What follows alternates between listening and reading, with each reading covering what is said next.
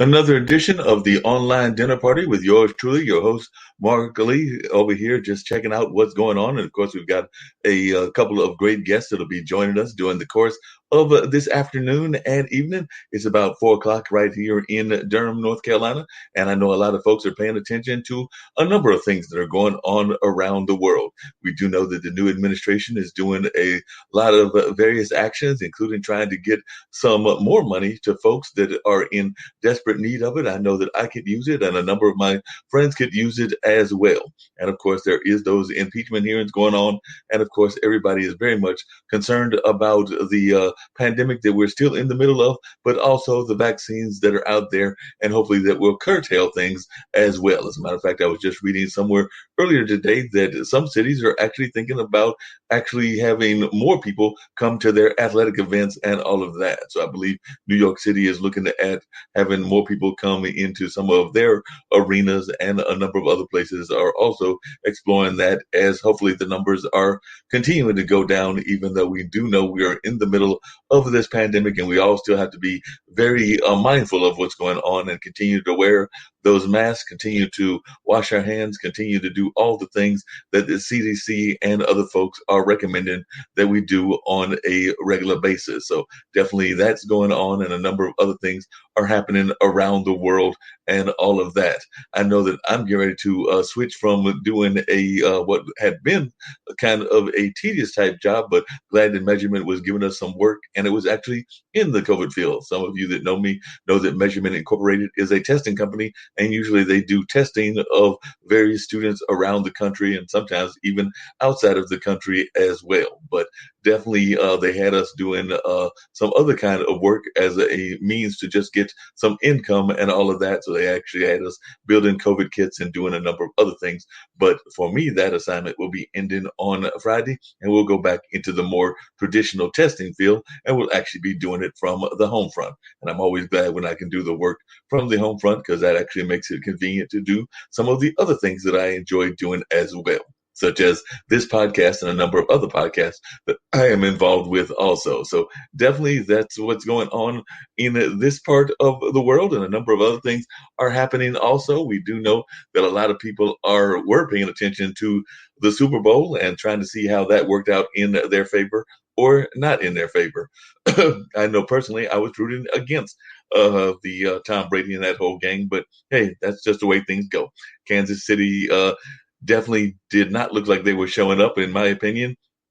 And also the refs might have helped as well. But that's just my 2 cents worth. But Tom Brady is an amazing quarterback, and I guess we just have to deal with that.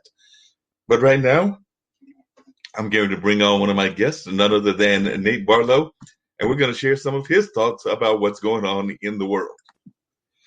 Good afternoon. How you doing, Nate? I know it's evening for you almost, but it's afternoon for me here in LA. So yes, it's over there in LA. It's like 1 o'clock. So yes, about a little bit after 4 here, but it's 1 o'clock where you are. And you've been actually involved in acting for a number of years and doing some great acting work. I was actually checking out some of your resume and some of the things that you're even currently working on. And we always hear those stories about folks that move from small towns to go either to New York or LA. And it seems to me that you had that story as well, but you were coming from someplace all the way on the other side of the world, coming from Africa and all of that. So share a little bit about that background and what you're doing now, because I know a number of our folks are definitely interested in the kind of guests that we bring on a regular basis. And the international broadcast media actually has some shows out of various parts of the world, including 2 that I'm aware of that are out of the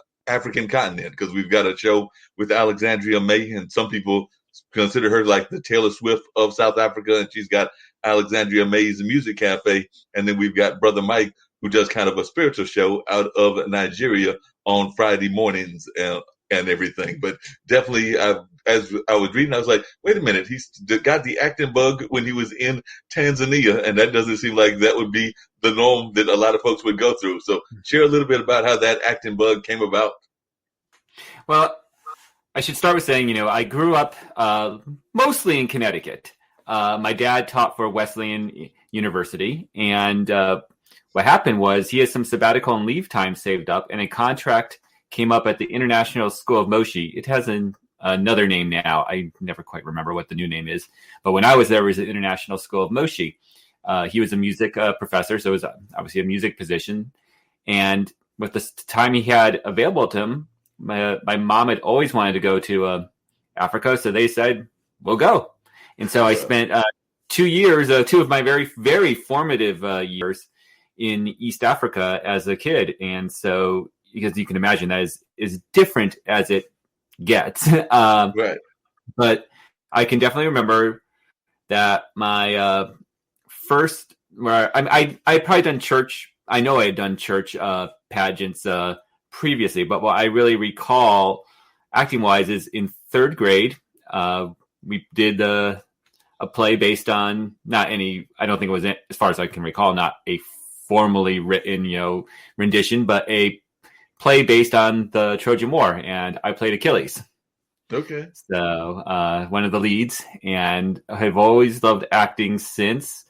Interestingly enough, the other element of it, the filmmaking part of my career and background, was also indirectly probably stemmed from that, because my best friend at the time was German. Okay. And after 3-4 years, 5 years after we both came back from Africa, he to Germany and me back to Connecticut, he came to visit me one summer, and then I visited him the summer afterwards. And he was shooting movies at the time on a Super 8 camera, which was my introduction to the filmmaking end of it. Well, definitely sounds like some great introductions and everything. Also sounds like having parents in the industry that you didn't have to have that fight that some folks have, where there might have parents and others that are resistant to them going into the arts. But with your dad teaching music, and I'm assuming that your mom might have been involved in the arts as well, it sounds like that they were very supportive of you getting involved in the arts at a very young age. Yes. Well, my mom was as well. She was a music teacher at the elementary level. Excuse me. So both of them came from music backgrounds. My father, when he was in college, started in engineering, which was also my grandfather's profession, and then switched to music after, I believe, his freshman year. And his parents were not very happy about that. And so my mom was forced into music by her mom. She was pushed into it. So both were of the mind I should just be able to do what I wanted. So I actually started by studying engineering. I was a computer engineering major at Carnegie Mellon. Okay. But I knew even during my time there, I did not want to stay with that. And so by senior year, I took most engineers just use all their electives to fill up more engineering because they tend to be very focused. I took the barest minimum I could to graduate. And I had actually had enough credits I could have had a history minor, but I ended up choosing one course that I just wanted to take over the one that would have actually gotten the minor. I always I'm just taking what I want. And then I was taking acting for non-majors at Carnegie, and then Carnegie and University of Pittsburgh had this I still don't know what the total relationship was, with an organization called Pittsburgh Filmmakers, where I took my first filmmaking class as well. What did you think are some of the similarities between, because I've had some guests on here that have been out of those STEM fields, and we oftentimes talk about the need for STEM, but also the need for more support of the arts. And I was just wondering, as one that's had some of that background in terms of studying as a youth engineering and also having a love of history, what do you see as some of the things that you bring to that knowledge into your filmmaking and into your acting? Well, engineering as a mind, regardless if you're doing any actual technical work with it, has a mindset, a problem-solving mindset that I think can be translated to almost anything. And to be fair, I think the difference, at least with film making, maybe some less so with maybe some of the fine arts as painting, but filmmaking has become more and more technical over time. Even if you're not doing in one of the technical spheres of it, I mean, the influx of computer graphics and means it's a beautiful marriage, I think, filmmaking of art, technology, and business. Right. And it's one of the few fields where I think you really get like a perfect marriage of those three areas. And there are others that do it, but it's so front and center in filmmaking that you can't not, to do the horrible double negative, be aware of it. Right. So I think that it's a very unique combination, and the music industry probably, to some extent as well, new advances in recording, but I think probably a little bit less so, because I think the recording technology has, yes, there's digital mixers, but it's, the concepts have changed, have stayed relatively the same for a decent amount of time. It's just the improvement of equipment.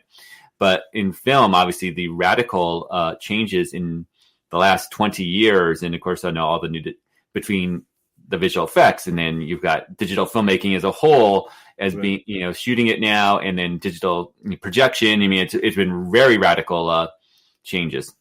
Yep. And one of the other things that you were just talking about and everything was just those radical changes that we are in the middle. And I mentioned that at the top of the hour of the pandemic. And I know that you definitely have a very rich bio and a very rich history and everything. But how have you been able to even continue your work? And like I said, I do want to talk at some point about that wonderful film about Hollywood, because I did not know about the science connection to what some people would call gentrification and all of that. Mm-hmm. But definitely, it sounds like it has some ties to those early days. But definitely, how were you even able to get to work during this hard time of what we're in the middle of? Well, I've been very fortunate. In fact, my family has been very fortunate overall. Me personally, I was, I had two projects. That whole Hollywood sign short was, say it's imposed is really almost a misnomer, because it was completely computer rendered. So it was all in the machine in the first place. So it wasn't having to go shoot anything and be out in the public. And I've actually was working on it for quite some time. I literally actually had to taught myself After Effects on the fly to do it. My other major project is I've been co-producing a documentary on the craft of Scotch whiskey. Fortunately, that when the pandemic hit, we were in post-production, and once again, already in the machines. And so it didn't affect me there. And other stuff I've been working on has been in, books and screenplays. So it's all writing at this point. It wasn't in I have one project I've started packaging, trying to put together. So even that's in the development, but it's not really yet to the phase where I would have to be worrying about shooting and all those elements. And my wife is in animation. Was producing, is now an executive. So animation these days being all on the computer meant she didn't miss a step either. So we've been very, very fortunate that our pieces where we were either on our projects or our sides of the industry were areas that we could continue during this time, while obviously for a long period, physical production was shut down entirely. Oh yeah, definitely. I was actually watching another friend of mine streaming show yesterday, and she had some guests on that were connected with a puppet show that dealt with Michael Jackson and his glove and all of that. And I know that they were definitely kind of frustrated because right now they're doing rewrites and things of that nature because they can't have that audience interaction. And with puppetry, they feel that they definitely need the audience interaction, and particularly with that kind of storyline with Michael Jackson and everything. So like I said, they're using this as a time to pivot and to kind of like reassess what the storyline is and all of that. And I've seen that from a number of other folks that are feeling that they need to have that audience base. Now, I've also seen some people doing virtual shows if they feel that the virtual shows will work, but it sounds to me like they did not think that puppetry and virtual would work. Now, I've seen some folks locally that have done that and all. I don't know how your wife is feeling about animation in terms of this era, but definitely it sounds like she's helping you with a lot of your work and everything. So that's really great that she is a proud supporter of yours and everything. Could you tell our audience a little bit about that Hollywood sign, the movie? And I do want to hear about the Scotch whiskey one as well, because I just had a guest on last week that was involved, well, actually 2 days ago, that was involved in the bourbon field. He's actually creating a bourbon that'll be named after our local high school called Old Hillside Bourbon out of Lexington, Kentucky. And Hillside is one of our African-American schools, high school. Well, yeah, it's still high school, but definitely he's creating a bourbon based on that heritage as well as the Kentucky heritage. But I'd love to hear first about the Hollywood sign movie and then maybe get into the one about whiskey as well. First of all, let me say that sounds exciting with the bourbon, and I will have to look for that. But yes, the sign short. When I think pretty much everyone when they come to Los Angeles is either to visit or when they move here, the sign is a landmark, like any other landmark, you check it out. Obviously, I saw it once and then basically, okay, there I saw it, big deal. Until it happened to be, I think it may have been for a shoot, but for whatever reason, I was up in the Hollywood land development for which the sign had originally been built as a billboard. Right. And once you start to get close and you start to get a sense of the pure size and scale of those letters and just how massive they are, and what it took obviously 90 years ago to put them up, and it's kind of awe-inspiring. You see these just massive letters coming off the hillside when you're close enough to actually get a real sense of them. And so I just, all of a sudden I had a fascination with the sign. And, at first, like many things like that, I just, I get interested. I'll read the history and cool, I learn more, and that's about it. But it just became, when I started to read just what had happened to the sign and how much more to it than what most people realize is the case. Mm-hmm. And I just became fascinated. And it just suddenly hit me the parallels of the sign's experience with the parallels in, the history of the town. And I had this idea, like, let's layer that with the advances in Hollywood technology of basically recreating everything from sepia tone to, starting in the silence there is music in the silent part of the section, but it's, very much of the organ style that would have been played inside the theater at the time. And then, so what happens is that you evolve, and each major technological advance the changes in aspect ratio, going to 3-strip Cinerama are all simulated in here. Even when I go to 3D, I actually separated the layers. And if you were to put in the red blue, a 3D, if you put on the glasses, you'll see that the letters would pop out in the 5, like the 2 seconds it's actually on screen. So it's, it takes about 9.5 minutes to get through all these changes, a combination of the Hollywood technology changes and the changes, what happened to the sign, how it started to fall into disrepair in the 40s, was restored, and the land was cut off, became Hollywood, the Hollywood sign, and then all the the continued deterioration through the 60s and the 70s, and it's literally falling apart. And then it was rebuilt in you actually, if you in the movie Argo, you'll see the deteriorated sign, but it's actually, they did that for effect because it actually takes place 2 years after that movie, after the sign was actually rebuilt in 1978.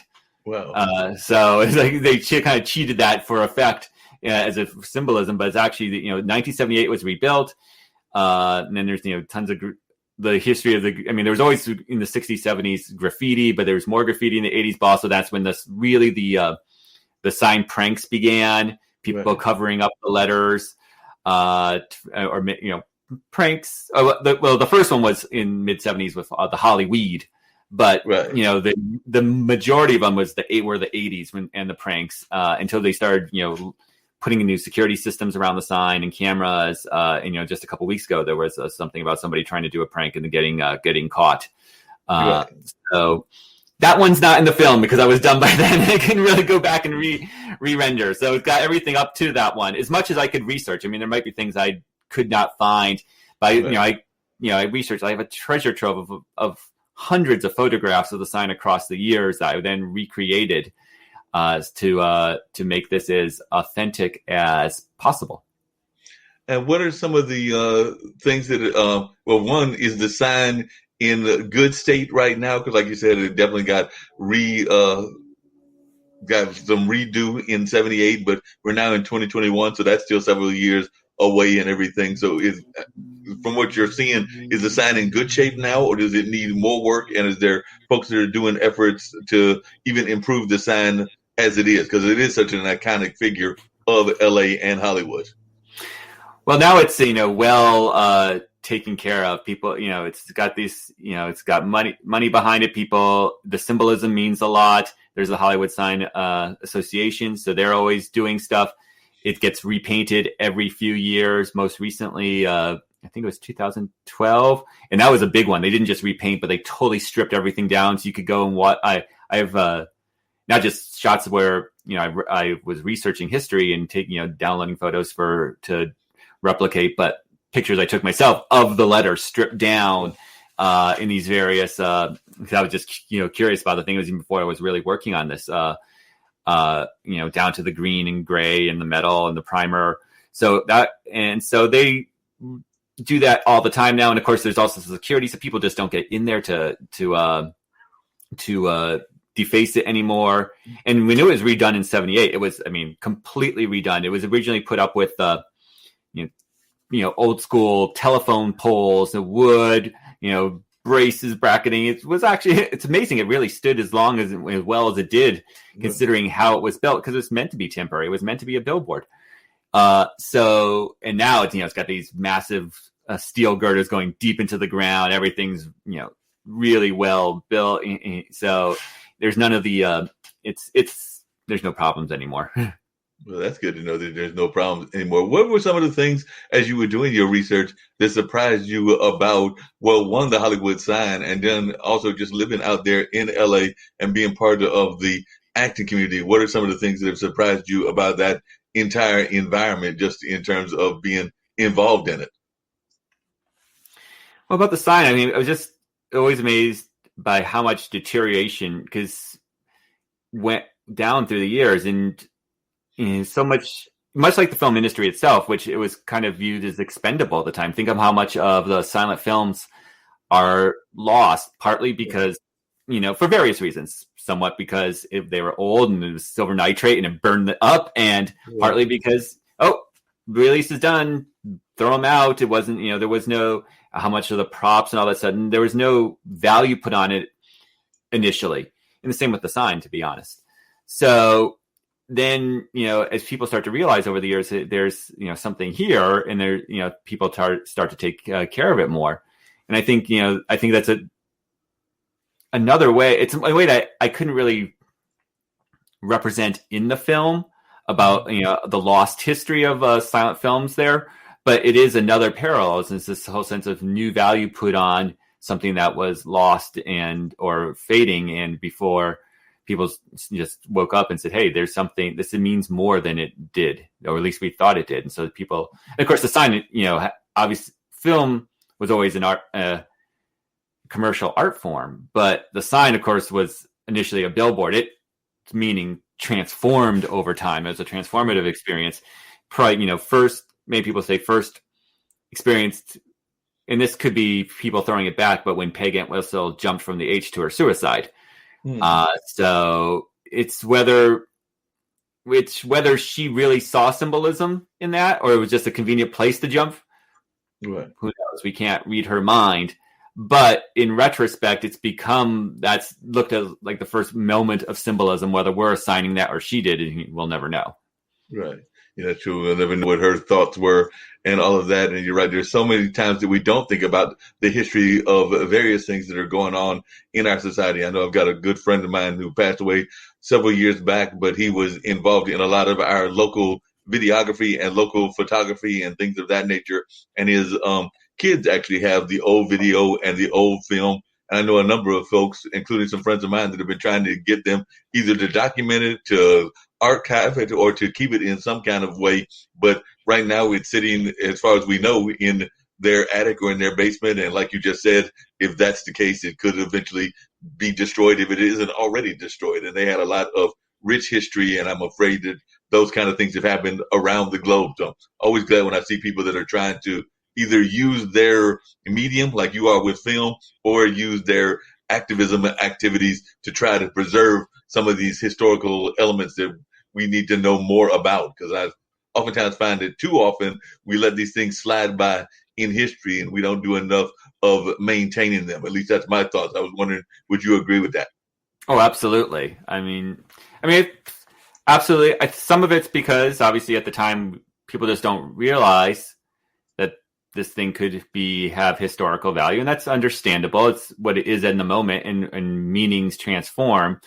It's the matter of, once we start to realize that, what can we do to preserve and save?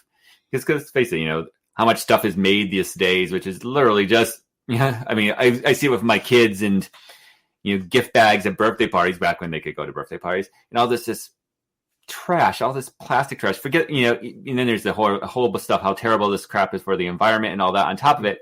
But, these are things which will never have real value or meaning. But, Right. Even the things that do are stuff that you don't realize you don't realize it at the time. I mean, it's one thing if it's made out of a precious metal, or it's obviously it's a painting, it's a beautiful piece of art. Obviously there's something intrinsic at the very beginning, but a lot of the historic stuff, not until it becomes history that we realize. And then the best we can do is fight to preserve what's there, even if we couldn't have, there was no reason to think that prior. Yeah, that's very true. One of the other things we talked about on this show and everything, and the founders of this network, Kim Calhoun and Nick Palbado, are always talking about the fact that they sometimes think that our education system is lost in the 18th century and not doing enough of 21st century development. And they have actually used as part of their argument that we don't do enough teaching of the arts, teaching of even filmmaking, teaching of a number of other things. And of course, they're big proponents of fiscal literacy and all of that. So I was just wondering, as one that is involved in the arts, do you think that our school systems and our society in general is doing enough to actually support the artistic community?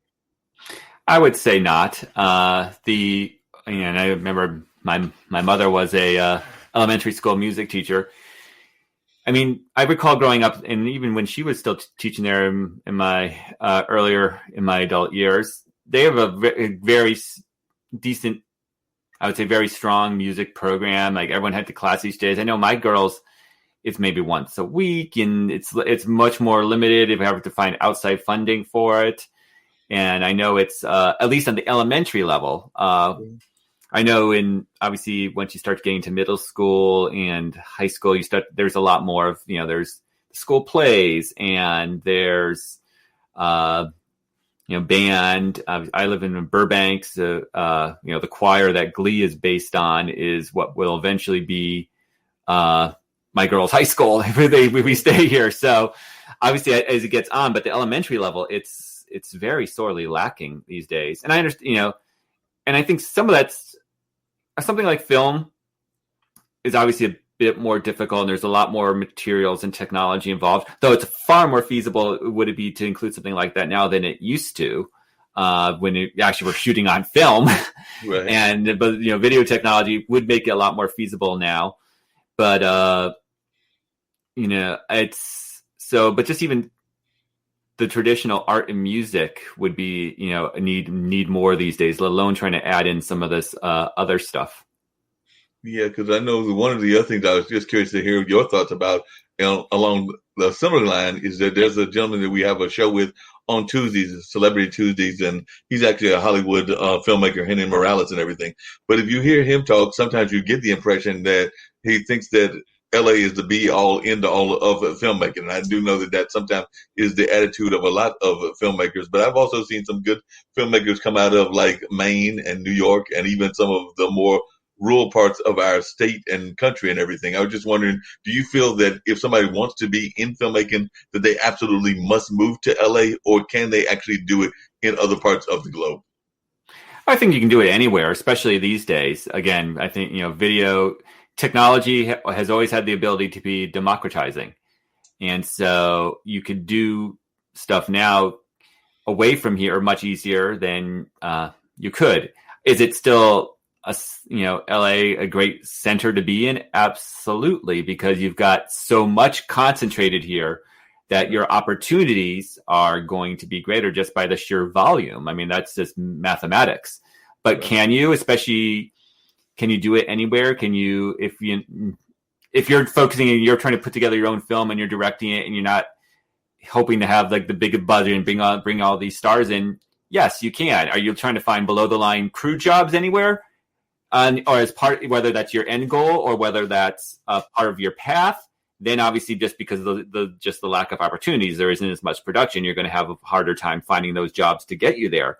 But if you're putting together your own film and you're not, stressed about having mountains of money and getting big name actors, you can do anything anywhere. And even if you do have access to that, even better, because they'll come, people will come shoot anywhere. You can direct and produce your own stuff anywhere. I think the big thing is, trying to find, as long as you've got the money to do so. I think the problem, and obviously there are many hubs now, I know North Carolina has some, obviously New York, there's no question. And there's the international hubs. It's, it's just having access to, if it's going to be, that's what you're doing on the path in day jobs. I think it's just having access to work. And that's, here, there's still just more of it than anywhere else. And that's, there's just more opportunities, but yeah, anywhere can go. And that's one of the most beautiful things about, the technology is that, now you're, oh, great. It's not like I have to ship my film where to get it processed and buy my film from there. And all these other elements are no longer great. Anyone's got a camera now, you can shoot high quality video on your iPhone. I mean, you can, everyone's got non-linear editing. So many of those other barriers have been stripped away that I think more so than ever, it's an anywhere proposition. And speaking of barriers, I know a lot of times folks, when they go out to LA and they go out to, I would even argue New York and to some degree Miami, they oftentimes feel that they have to get that quote unquote day job in order to survive, whether that's being a teacher, whether that's being a waiter, waitress, whether that's a number of other things. And then sometimes you also hear the opposite complaint, which is that then slows down the development of getting the career going. So do you think that storyline is still so prominent out there in LA that so many people do come out there that they wind up working those waitress jobs, those and I'm not knocking them because definitely it even happens here in North Carolina, those gig jobs like Uber and Lyft and Grubhub and a number of others out there like that, in order to maintain and keep the money going until they get their quote unquote big break? Absolutely. I mean, it's tough. When I moved out, I had some money saved up, so I had some flexibility to begin with, and so I just jumped in crewing on student films for free to build experience and build connections. So I was able to do that for a while, and then I was able to start getting some crew jobs paying, and so I was able to do that. But if you can't, get into some crew positions first, you do kind of have to start finding those other ways, and some actors have no interest in behind the camera, so that's not what they want to do. And it's also really unless you're doing directing, or it's very difficult to maintain the crew position and be able to go to an audition and all that stuff. It's just too, you can be developing your own project as a writer or director as an actor, but trying to crew and do that is doubly challenging, because once those long days, I mean, you 12-hour days, you just can't, and you can't just go off for an audition. I mean, the beauty of the server jobs, and I did them for a while too, when I was more focused on acting then, and I wanted to step away from those crew positions, is that they're relatively flexible to get the auditions, because you do have to be able to go things on short notice, and specifically positions for, acting, and you need something to maintain you that has that, flexibility component to it. Other things you maybe want to direct. And so if you're working on set in other crew positions and producing, and it's less about, yes, you're looking for a big break, but the positions inside the industry are more conducive to that. So you can get those kind of jobs on the wall. I think for acting, it's difficult because of the need to be able to audition at short notice. Yeah, that makes a lot of sense. When you moved out to LA, and when you moved out into that general area from Connecticut, and also from the African experience that you had with your parents and everything, and you've been out there for a number of years, married and have your own kids and everything, but definitely, what are some of the things that shocked you, or that were something that you were not expecting from the LA experience? Like I said, a lot of folks are listening from around the globe, and they might have their preconceived notions about what LA is and what LA is like, and what even the film industry is like. So what were some of the things that kind of like you had to reassess, or that you had to change your mind about when you got out there?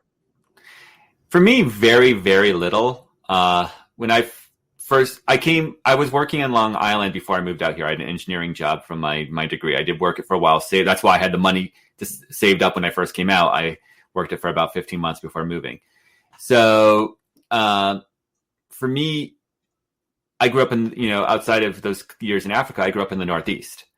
So my conception of cities is vertical, not spread out like Los Angeles. Right. But, I lived in Africa. I've traveled other places. I'm used to the variety anywhere and everywhere. So for me, it was just one more different place. It didn't really strike me. And I did have, the whole point of the Long Island story was that I'd come out here for a business trip there for a week before, several months before I moved out. And so the few connections I had, very tenuous, but I was exploring and meeting a few people. And, I already had a little bit of sense of the city, but before I actually moved out for the big move. But, I'm used to variety. I'm used to total upheaval, change. And so that none of that stuff really bothered me or surprised me. I mean, there are definitely a lot of misconceptions about Los Angeles, and whenever I'm faced with them, I dispel them to people. There's definitely an elitism about certain cities about dining, and I actually agree with the great LA Times reviewer, sadly no longer, R.I.P. Jonathan Gold, and LA is one of the best dining cities on the planet. Now, it's not going to be all your haute cuisine, and you go to this area like in New York and San Francisco, and that we have some of that too. But it's the fact that we are so diverse that the best of some small country anywhere outside of that country could be in some random strip mall here, and you will find that a lot. I mean, the variety of food. I've unfortunately, it's on hold, but now that with the pandemic, but I was going and I had tracking all the unique ethnicities. I was going to restaurants that are really specific for this one region of this one country and tracking all that and exploring all those options. So, that's just an example. And, there's the famous is this attitude of people in LA. And honestly, people in LA, the real people from LA are amazingly nice and some of the best people and super friendly. And we see it whenever we travel and we get back here and LAX, and everyone's great. And we had nightmares across the country and other airports. The perception is this Melrose, these right. One bit, which is mostly transplants. It's actors and models and agents in this attitude, and because people go to these touristy bits, Melrose, let's see that, and they're seeing these people who are whatever they consider trendy, and that's what they're taking back as the people. But the genuine Angelinos are amazing people. Well, yeah, because you don't get that kind of image of people and everything, and you also don't all times. A lot of times you also hear about the negative sides of what has gone on in LA. I remember definitely way back when Rodney King was going on, and you oftentimes hear about the kind of racial divides that exist there, whether that's Latin and Black, Latin and white, and a number of other things. But when I've talked to friends of mine, they seem to even kind of agree with you that even that isn't as bad as it may be portrayed as. But I was wondering your thoughts on that. It definitely isn't as bad. And it may have changed over that time. And perhaps, and that's often the case, I think, the fact that Rodney King and all that happened in the long term shown a benefit because it exposed it. And I think once you expose something like that, you can deal with it. There's too many places and pieces that, always, we're not like that, whatever, it's this attitude, and it's all underneath the surface. It just hasn't exploded. Right. And it's there. And so that attitude is not deserved. And I think once you have something like that happen, when you expose the divides, that's the only time you can begin to heal. And so definitely there are going to be areas and parts of the city where that's still the case. But I think it's probably vastly improved there. My daughter's in school, and I love the fact that it is incredibly ethnically diverse, and they've got friends of every sort and parents of every sort. And it's, and it's just natural to them. The idea that there's problems, they know it because we've told it. And, one of them will watch the news and everything that happened in the previous administration and the horrors of the show. But they're in their own personal experience, that just isn't the case. Like, just people. And so, I'm so glad that they're growing up in that atmosphere. Sounds like a great atmosphere to be growing up in and everything. One of the Not things that they can see their friends anymore, but right. No, I do what you meant. One of the things that we've also talked about on this platform and everything is, and I'd love to hear your thoughts about this as one that lives out there, but as also one that has traveled the world, is the concept of an artist as activists, and whether that's something that artists should even be concerned about doing, whether they should be using their platforms, be that film, be that music, be that whatever, in order to be activists, or if that's something that you think should not be the role of the artist. I was just wondering your thoughts as to whether an artist should even use their platform to be activists. Oh, I think they absolutely should, or at least they should not. If some people may not want to use their platform, but might do tons of behind the scenes or in other ways, and not be front and center with it, and that's fine too. It's not that they should, but is it a proper use if they want it to be? Absolutely. And it's great when someone who's a noted artist, because they're just their own notoriety can obviously show can lend itself to the cause. But there's so many artists who aren't famous, so they can still do stuff with their art, or they can just do it behind the scenes. But it's definitely something that there's no reason you shouldn't, if you feel comfortable doing it. I mean, some people don't want to have, you might be doing tons of good work, but don't want to have the limelight for doing that, because they think that takes away from the nature of their work. And that's a totally understandable standpoint as well, I think. And so if they don't want to use their abilities in that stance, then that's fine. But again, if they want to, and they use that to drive, there's so many different permutations, but I think it's all positive how you want to use it. Yeah, that makes a lot of sense and everything. When you were both now, as well as even developing your craft and everything, who were some of the folks that inspired you, be that on the acting side or on the filmmaking side? So who were some of the people that you think of as your go-to inspirations? And that can even be within the family, because I'm imagining that even though you have a long, rich history, that probably your parents still influence you as well. Because I know my parents still influenced me, and they started a radio station way back in the 70s. So that's part of why I got into this whole media thing, because they were tired of not hearing the music that they loved, which was jazz music, and not hearing the stories that they would like to hear sold as well. So they created a station that was on for about 12 or 13 years or something along those lines back in the mid 70s, and lasted till like the late 80s. Yeah, that's really, that's amazing. And you just took what they want to bring it out there, and to go have using it as a drive. Well, obviously my parents are hugely influential in numerous different ways, just having the support and supporting whatever I do, and believing that I should go after my dreams regardless. When working on the short, before my dad passed away, some of my early ideas I passed the Hollywood short. He loved the idea. He never got to see it because I didn't start working. I had the idea long before I started working on it, but he had some ideas that I tried to incorporate at the time as well. But I'm not sure acting wise if I have a particular influence. There's many actors I love, but the filmmaking wise definitely influences Stanley Kubrick, Terry Gilliam, Hitchcock. All of those stand out. And my favorite movies run a bizarre gamut from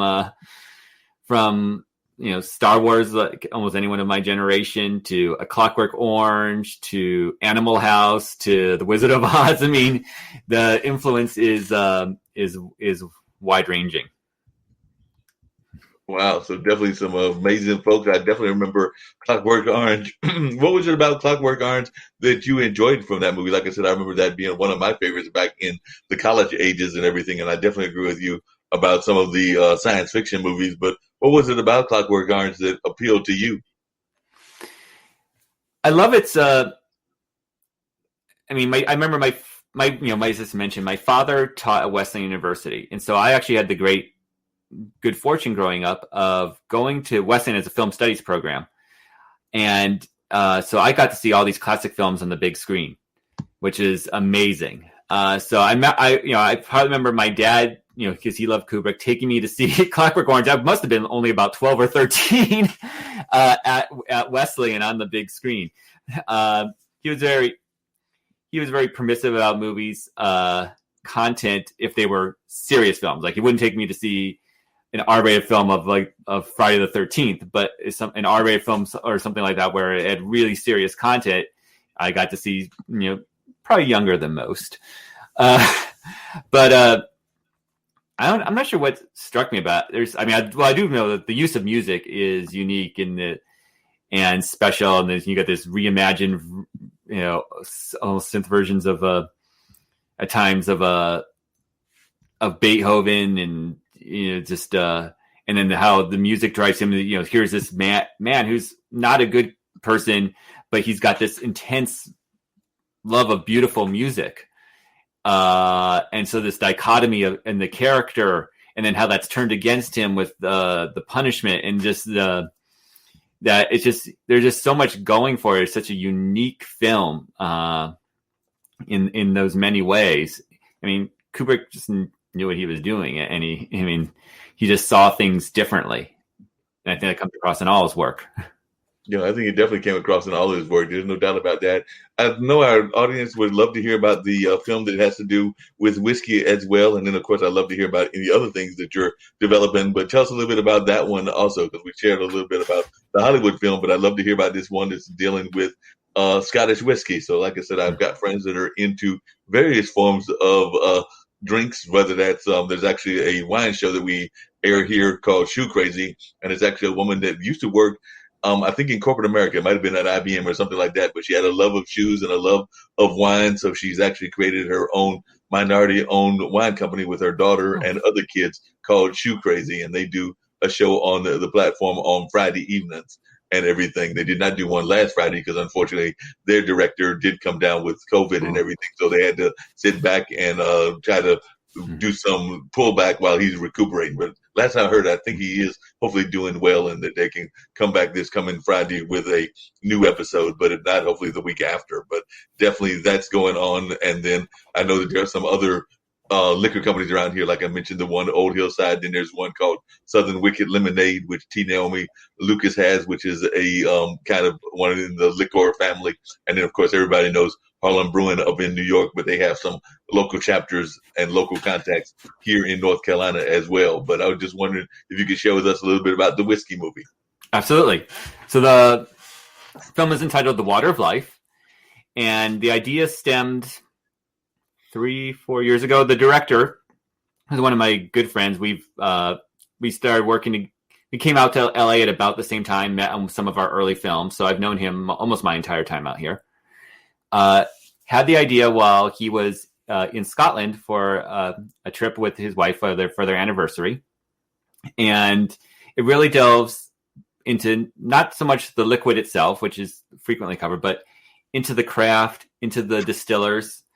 And it stems around Jim McEwen and the revival of Bruichladdich, which is the A story, along with the whole renaissance and revival of the industry as a whole, from period in the 70s where it was very mass produced and had gone all into artificial coloring and all the chill filtering, and then there was the whiskey lock, and there was more whiskey than they knew what to do with. And then so the parallels of the rise of Bruichladdich and the renaissance of Scotch whiskey as a whole, and we touch on so many different areas. There's other distillers, we talked to so many: Billy Walker, Rachel Berry, David Stewart, his protege, Kelsey McKechnie, Stephen Rankin at Gordon and MacPhail. There's a huge bit about how the independent bottlers and the important role they played in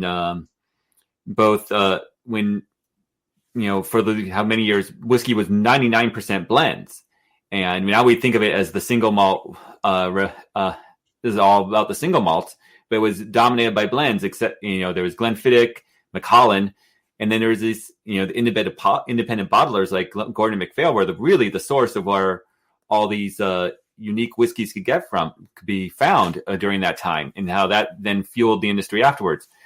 So it touches on all these elements and the growth to the industry as it is today. And it was shot over several trips, including the director even ended up in Australia for as well as Scotland and in Ireland. So it was shot around the world as we follow these people and some of their ventures, new ventures. Marc Rainier, who's one also at Bruichladdich, now is Waterford, where he's taken the terroir concept that he believes affects whiskey just as much as it does the wine world, and doing these individual bottlings based on single farms, and you can taste the difference from one farm to the next. I've had several of the Waterfords, and Jim has got Arnaho and in Isla, and then he was working with Eddie Brooks at Byron Bay in Australia on their new. So he's all over the world, and we follow these paths about these distillers and these exciting people and the innovative people who have completely changed the business. And so we've worked on it for quite some time, and then just this past month we had last year we were going to go to film festivals, and we had just gotten our first acceptance, and within a week the festival's canceled for the pandemic and everything shut down. We were going to go have a screening in Scotland. We all had to cancel our plans for that. So now we've decided we're taking it straight. We're self-distributing for the time being. We will eventually go to a streaming service and have discs and all that stuff. But right now in January, we had this 6-day Burns Night celebration. I'm not sure if everyone knows about Burns Night, but it's a huge celebration around Robert Burns, the poet, Scotland's most famous poet, who wrote Auld Lang Syne, among other things, and the Address to the Haggis. And so, it's an annual celebration in January. And so we made a 6-day celebration of it, which was basically our launch event for the film. And so people could watch it virtually. And then each day we had a Q&A session with some of the cast, some of these legendary distillers. And then one bonus one we threw at the end with us, which we would have been surprised if only a few people came on for us, but actually they only came on for us is for the distillers, which was very nice. But so we had we had like nearly 800 people in the Q&As, and we had a huge number of tickets. It was a huge success. And now what we're doing is we're going to individual whiskey clubs and festivals and arranging for private screenings in these various venues. Obviously right now most of them are going to be virtual. And so we're taking it to the people like that, and we just now start our. Some are very private, it's inside this private whiskey club. But we're going to continue to have our own public ones too. And we just actually announced our second public event just a few days ago. It involves, and what we're doing that's really unique with it is during the 6-day Burns Night event, we worked with Dram Fools in the UK, and we had a little tasting kit based on the whiskeys in the film. So you could drink. You could just watch the film. Obviously, you could just get the tickets. But if you ordered the kit as well, there was a little signal on screen when you should drink this particular dram with the movie. And so, because it was, it connected with various parts of the film. It was some of the various whiskeys and the distillers that their work. So it was connected with that. And we just announced another one where we've got, for the second event, we actually have our first standalone bottle working with the single cask. It's a special single cask of Bruichladdich, and then that to be done with the film. Wow. And what are some of the things that you think that you learned from even that experience that shocked you? Because I know a lot of times when you learn about new fields, whether that's the field of distilleries and the field of whiskey and everything, you as filmmakers or as just journalists in general, we're oftentimes fascinated by new things that we learned that we were not necessarily expecting to learn. So what are some of the rare treats of information that you found that surprised you? Let me see. I mean, there's actually really on two fronts there, because I have never really worked on a feature documentary before. I've been working on my short, which was, at the same time, which was a kind of unique sphere because it was all on the computer. In documentary, there's a lot of different subworlds in filmmaking. Animation is extremely different. Documentary is extremely different, especially when you're doing it at the feature. So there's a whole world of different filmmaking there. But in terms of whiskey itself, I mean, I was a whiskey drinker beforehand, but I was not. None of this history did I really know much about. And of course, one of the nice side effects of making a whiskey film is that you get to drink a lot of good whiskey along the way. Right. And we would have when we were raising funds for it, we had tasting events back when you could still do those. Well, I mean, now you do lots of virtual tastings, as we did with our screenings, but in-person tasting events, we work with the local reps, and so really getting to sample some amazing whiskey in the process. But I just didn't know anything about the history of the industry at all, and not much about the people. I mean, I knew the distillery names, I knew, the independent bottlers, but that was, all just a whole new world for me. Yeah, it sounds like a lot of interesting information. Was there any particular whiskey that you found as you were going through these events that you are now a big time fan of that you were not a fan of before?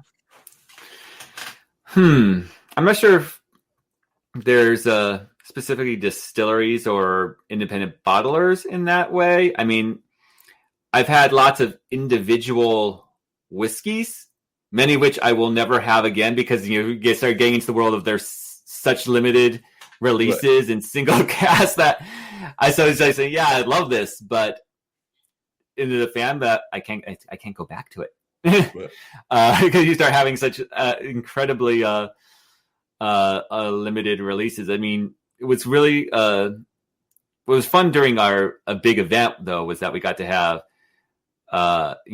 Glasgow Distillery, which we talked to in the film, isn't distributed in the US yet, and we had a drama that inside our tasting kit for the event. So being able to finally have some of that, along the way we had. One of our tasting events we had was for fundraising. Was around Bruichladdich, and we had some great Bruichladdichs there, including some of the Octomores. But what was really cool is at the end we raffled off the Fashil bottle from that year, which there was less than 1,000 made, and they're 500 milliliter bottles to begin with, so very very limited. One of our team members won it, and then he split it with everyone in the bar. And so we all got to have this absolutely exquisite whiskey that was amazing. And then I went to Scotland with my family for the holidays in 2019. And, I came back. I mean, there I was having amazing, obviously. But, one of my prizes was having this bottle of a Gordon MacPhail Glen Grant, which was a store exclusive to the original Gordon MacPhail market in Elgin. And so the only place in the world you could buy it. And it's just absolutely amazing and running low, but I still have some of that.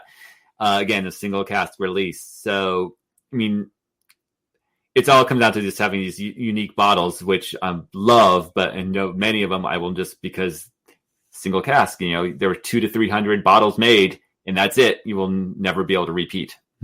Yeah, definitely can't bring them back and everything. Didn't want to bring in one of our other guests and everything, so I wanted to bring in Raquel Borras, who is a master motivational speaker and does all kinds of other amazing things. And she has her YouTube site that she's got going with the youth and all of that. So, Raquel, I've got Nate Barlow, who is an amazing filmmaker. He's actually done a film about the Hollywood sign and all of that. So definitely got that film going as well as what we were just talking about, which is his film, the documentary about whiskey and all of that. So love to hear your thoughts about whiskey and Hollywood, since I know you traveled all over the United States, currently in the East Coast, but as I remember correctly, you were originally from the West Coast. Mm-hmm. Yeah, when I saw LA, so I went to UCLA. Nate and my brother and his partner lived in Koreatown for years. So just driving down, you get to see the Hollywood sign. And so, yeah, just being that I lived in LA for a good 5 years and being kind of part of that whole scene, I'm not a whiskey drinker, though. I'm a tequila drinker. But yeah, so no, that's cool. Where in LA are you exactly? I live in Burbank. I've been here for Burbank for many years. I lived in Hollywood for a while. Lived in the West Side for several years. Okay. Down Mar Vista by Marina Del Rey. Yeah. So not far from UCLA there. And actually, when I first moved out, I lived in Northridge for about a year. Okay. Yeah. So my best friend Nancy, she's in Mar Vista right now. Okay. Yeah. So when I go to San Diego, because that's where I'm from, and my family's still there, I'll drive up to LA. But yeah, no, I have family. My uncle's a filmmaker in Mexico, actually. He's a director, cinematographer. Really, he's amazing. But he's not like very mainstream. Yeah. He's more documentary style, which I love. But so yeah, and I have good friends that are in the industry too. So I love it. I'm a big fan of documentaries and just like indie films and, everything. So I jump around. I jump around. Some of my stuff, some of the things will be very mainstream. And then lately I've been in the documentary land, and I like jumping between, especially now that I've been in documentaries more. I think I would continually jump between, for now on. I think it strengthens, actually those people who are in both, it strengthens the other side. I mean, Werner Herzog is a wonderful example of someone who fluidly went from one to the other. And he's, and something I've seen now working in documentaries was, one of his, I forget the exact quote, but he said that it amounts to that the best documentarians are storytellers, and too many think of themselves as journalists. Wow. And so, which when you think about it, you can see it is the case with, I think with a lot of documentaries, is that they go into the journalism, and it might be important points. And don't get me wrong, there's a lot to be said there, but the ones that are gripping and really take the art form to another are the ones where, yes, you're telling those stories, but still a story inside that sphere. Wow. So let me ask you this, Nate. Are there any documentaries or films right now that you recommend that I watch? Because I'm like, that's what I do at night. I binge and I love people's recommendations. So what do you recommend? Ooh, I haven't watched that much lately because I've just been so busy on working on the two films. And then, now with everything being on Zoom and your meetings and your screens today, and I've just been reading a lot.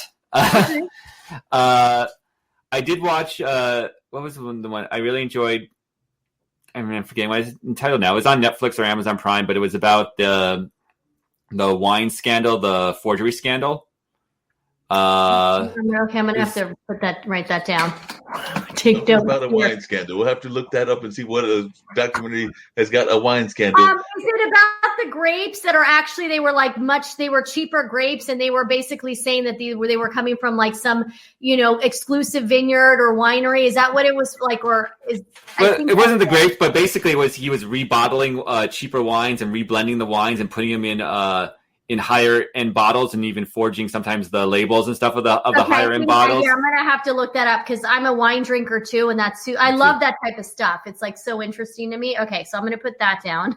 There's some I want to see, and my wife and I want to think about that the kids would enjoy it if we can convince the kids to watch it. And so we haven't been watching it ourselves yet because we want to get the kids to watch them with us, but we haven't quite gotten there with getting them to watch it. There's I can't think of any of the names right now. The one about there's the mushrooms, and there's one about Tiny Little Farm, and just these interesting things. We've been watching some docu-series. They have really good docu-series. Yeah, that actually brings up an interesting thing. One of the things that I think, and she's actually, as far as I know, but she can correct me if I'm wrong, she's got off the ground and everything, is Raquel has actually been trying to get more of our youth to actually have their voices heard through some things that she's doing on YouTube and everything of that nature. So definitely that's a great project that she's got going on. And is that already launched? And the thing I was getting ready to ask Nate in reference to that is, how old are your kids? Because Raquel may want to talk to your kids, because that's part of what she does on her YouTube channel. Is she's trying to give a chance for the youth to both highlight some of the things that they have done positively as youth, but also to hear their voices. Because too often we hear the voices of adults and we don't hear the voices of kids. At least that's the way I'm framing it and everything. Is that correct, Raquel? Yes, it's correct. So it's called Rock the Boat, RAQ the Boat, and it's creating waves through candid conversations with our youth. So I'm literally just having just a conversation with kids about anything and everything. I don't come at it with any questions. Some of these kids have no clue who I am until the Zoom pops up, and then I start hitting record. And I'm just having, just a very fluid conversation. And a lot of them have started YouTube channels. So now I'm getting kids that want to get on my channel to kind of promote their channel. And a lot of them are artists. Nate, I can't tell you how many of these kids, the majority, I want to say maybe almost like 80% of them are in the arts. Like one girl, she does clay figures. I just commissioned her to do a boat. I just had another girl who's actually several girls and boys that are artists that love to draw. And some of them are commissioning paintings. So I'm showcasing them. But yeah, I just feel that our kids need to feel, empowered and feel like we're hearing them and actually listening to what they have to say. And I'm loving it. So how old are your kids? My girls are 8 and 11. Oh, perfect. The 8-year-old is an actress. She's followed right. She's, her first booking, was in the South Park season 20 promo.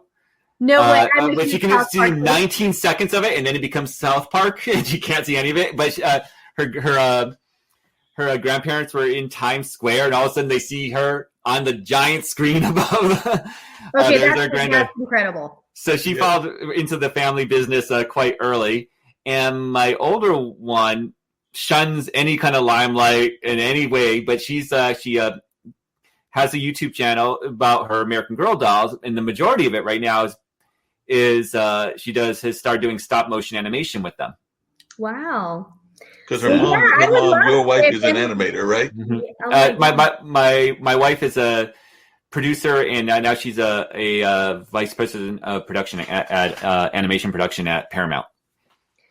Nice. Well, yeah, I mean, we'll have to connect, but if the younger one wants to get on, I would absolutely love it. Like, I'm having so much fun with it. And these kids, I'm actually having multiple conversations with them because they're loving having the basic talk, and then they come back on and keep talking even further more. And I'm building like relationships with these kids too, which is fantastic. But yeah. The younger one loves to talk. And she never met a camera. She never met a camera that she didn't want to be in front of. I mean, while the older one will, even though she wants her channel to do well, she shuns that stuff in every which way. Isn't that interesting? What are some of the lessons, Nate, that you have given your kids as they are both gone into the field? Like I said, it sounds like one of them is definitely going more into your field of being an actor, and who knows, maybe eventually a director and everything. And the other one seems like they're going more toward your wife's field of being involved in animation. But what advice have both you and your wife given to the kids as they are at a very young age starting their careers? Well, the older one is is self-taught, doing her own thing. She's not great at taking input, so unless she really specifically asks for it, and then she's very sensitive. The younger one, it's good that I have my background because acting can be a very rough world, and I know what to look for when it's a scam, when it's whatever, and so of course I can. Help with her on her auditions, know how to go through lines, reading. Both, my wife studied acting in college and writing in grad school. So both of us know how to work with her on her sides and her auditions, especially now that we're doing any auditions self-taped anyway right now. So I can work with her in that way, but really I just know what to look for and what not to look for and what sounds suspicious. I mean, she fortunately has, she's not submitted to anything that's iffy because she has an agent. They're dealing with legit productions, but, just when doing that research and having just my experience to look over. So really it's just in teaching her, okay, you can read this now, but think about what you want, it's just think about the scene, how you would attack that. here, I think you're pushing that. You're trying to sound it versus being it. You're acting, not being. So it's, just having that, which is really coming from the director and an actor side on that bit. So it's having that ability. Well, it sounds like both of you. It sounds like both of you are giving her great advice in the sense of you, as we're hearing the conversation, probably would have been considered a child star, and definitely your kids are child stars as well. But you had strong parents, their grandparents, that were giving you solid advice, and therefore it doesn't sound like you fell into the trap of the child star, and neither will they, because they've got solid people behind them. Whereas we know too often the trap happens when they don't have the people behind them or don't have the support behind them. At least that's been my assessment of what's happened in a number of cases. And we can name several famous cases where they went way off the deep end and everything. Well, yes. I mean, there was no chance of me being a child star, because while I loved acting as a kid, it was school plays and stuff. I was never in it professionally. But with her, yeah, we would definitely, control things in that way. And, we don't really, we want her to still have a normal life. So it's one thing if she gets a feature film and, it's a few weeks away, but it's another if that's TV series where you live on set. And, we'll take the auditions, and maybe if we ever get to that road, we'll cross it when we get to it.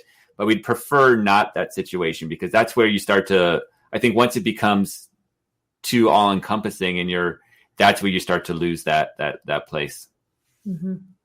No, I would definitely agree with that. And it seems like y'all have a very good and solid handle on the whole situation, and that's what more parents need and everything. Like I said, I am only a uncle, don't have any kids of my own, but I do have my two nephews, none of which, as far as I'm aware of, have any inclination whatsoever to get into the arts and everything in terms of performances and all of that. But they definitely listen to my advice as well as the advice of my brother, their dad, and even their grandparents and everything. So I think that you definitely have the right attitude in that sense. So definitely that's great advice that you're given and everything. So I definitely appreciate the kind of advice that you're giving to your kids and everything. You were talking about documentaries and everything. I was wondering, have you ever looked into Full Frame, which is a major documentary here in this area, here in Durham, North Carolina? It used to be called, I think, Double Take or something like that, but it's the Full Frame Documentary Festival right here in Durham, North Carolina. And it's some people consider it to be almost like the Sundance of documentary filmmaking. I'm not familiar with it, but as I've been submitting the short, I'm becoming a lot more familiar with the various documentary festivals. Because again, it hasn't really been my arena until recently.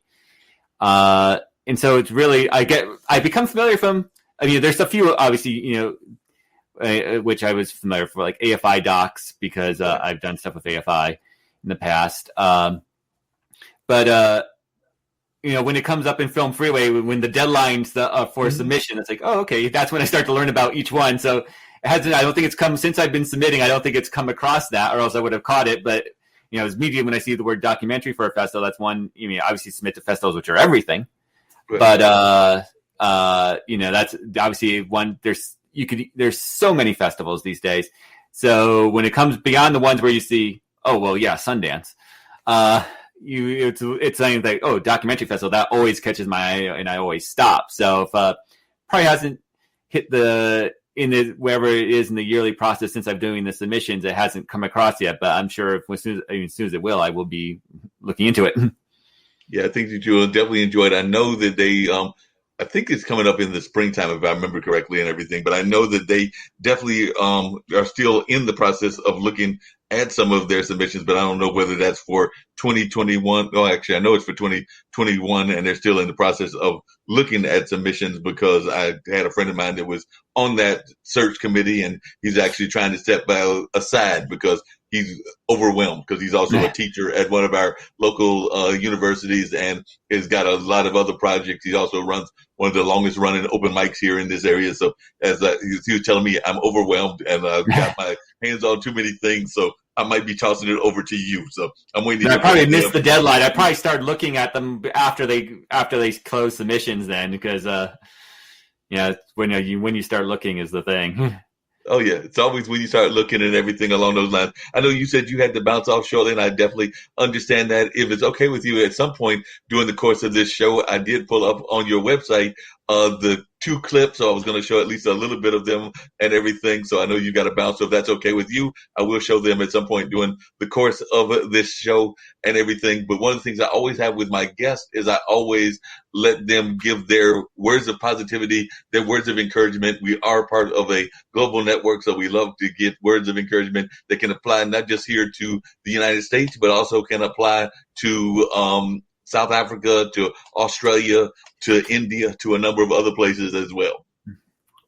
I just always say, go after what you want. Don't let anything hold you back. Don't let fears stop you. These days, obviously, it's an odd world that we're in, but if you're trapped at home, there's still things you can be working on from there that, working towards your dreams. Obviously, and anyone who's going through the pandemic and having the disease right now, and just, my well wishes, and keep fighting. Yep, definitely. I appreciate that and everything. And you've been an amazing guest. I definitely appreciated you being on. I'm going to continue having a little bit of conversation with Raquel, and we'll also wait to see if my gospel singer comes through as well. But definitely, I have appreciated the last hour or so talking to you, Nate. And as I tell all of my guests, and Raquel can testify to this, as does a couple of other folks, once I've had you pop on, anytime you want to pop back on, I'm always glad to have folks come back on the various streaming platforms that I do here on the international broadcast media. So you're just part of the family now. So definitely, anytime you feel like popping back in, you're always welcome. And anytime you want to bring the young ladies that are your daughters on, or even your wife, the animator, they're also welcome as well. So anytime folks want to pop in and share their stories, I'm always glad to have that happen. Great. Thank you. Cool. Nice meeting y'all. Pleasure meeting you. Cool. Yeah, I'm gonna reach out to him. Say what? I said I'm gonna reach out to Nate. I'm gonna ask you for his info and see if I can get his younger one on the show.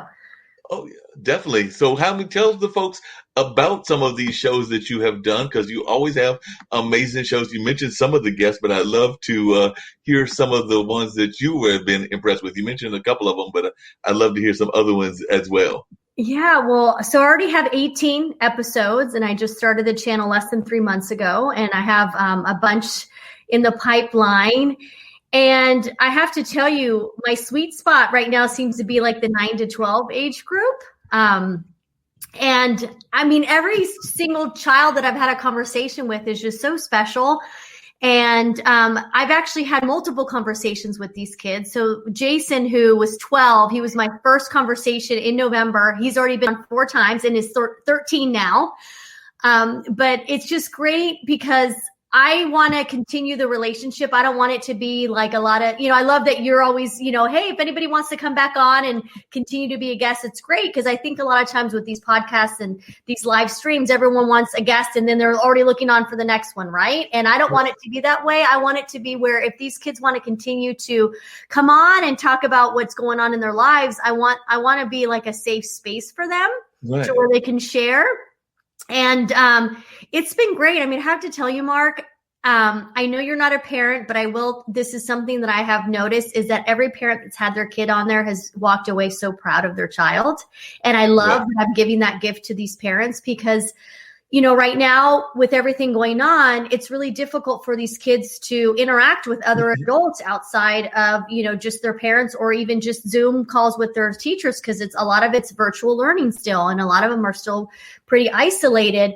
Right. And so for them to have someone like myself just have a conversation with them, it's showing their parents that like their kids are really well-spoken, very respectful, very engaging, very open, just being themselves. And I love that I have that, that gift for the parents. And it's been great. Like I had an idea, but it's already like taking a life of its own. And I think I'm already talking to people to collaborate, like have people that, have children's books. I would love for them to come on and maybe share their book with these kids. I mean, there's so many things that can be done, but I'm just excited. Well, I've got good news for you. I've got 2 children's authors for you. One that actually has a show here on our network. So Tawana Anthony is Dr. Tawana Anthony, and she is a young lady that is doesn't have any kids of her own as well, but she has I think nieces and nephews, and definitely falls in that category. So she wrote a book called At the Gator Park, which is kind of based on her growing up around Louisiana. So it's got a Oh, okay. Louisiana kind of theme and all of that. So definitely she has got that going on. And then my friend, I'm trying to think of, Katina Rankin has written a couple of children's books, and she is a news anchor. If I remember correctly, she was a news anchor here in Durham many, many years ago. And I think that she's in the Memphis area right now, but she has written a couple of children's books. And then there's also Willa Brigham, who has written a couple of books, both about hats, which is not a children's book, but then she's also a children's storyteller. So those are three that come off the top of my head that have North Carolina Durham roots, but they're definitely very strong authors and all of that. So definitely I can get you their information and all that. And I'm glad that you mentioned that whole thing about not necessarily being a parent, because I remember a friend of mine who was unfortunately passed away sometime back. Baba Chuck Davis was a dancer here in the community, but he had a lot of like god kids and kids that were never his, because he never birthed any kids, but he was definitely respected by a number of folks, and a lot of folks would have considered him to be like one of their parent figures or one of their elder figures. We'll just say an elder figure, not necessarily a parent figure. And that's the way I feel about a number of folks. I definitely feel that way about my own personal nephews, but I also feel that there are a number of folks that are in that younger set that I consider to be like a mentor to, or somebody that I have that kind of relationship with. So I don't know that you necessarily have to birth the kids in order to be kind of like that No, not at parenting all. aspect. Yeah, no, definitely not at all. But yeah, no, I would love. I'm just getting to the point where it's picking up speed and momentum, and it's really cool that I have these parents sharing it with their friends, and now they're telling their friends, like, you need to have your kids on this channel because my daughter or my son was on it, and it was great.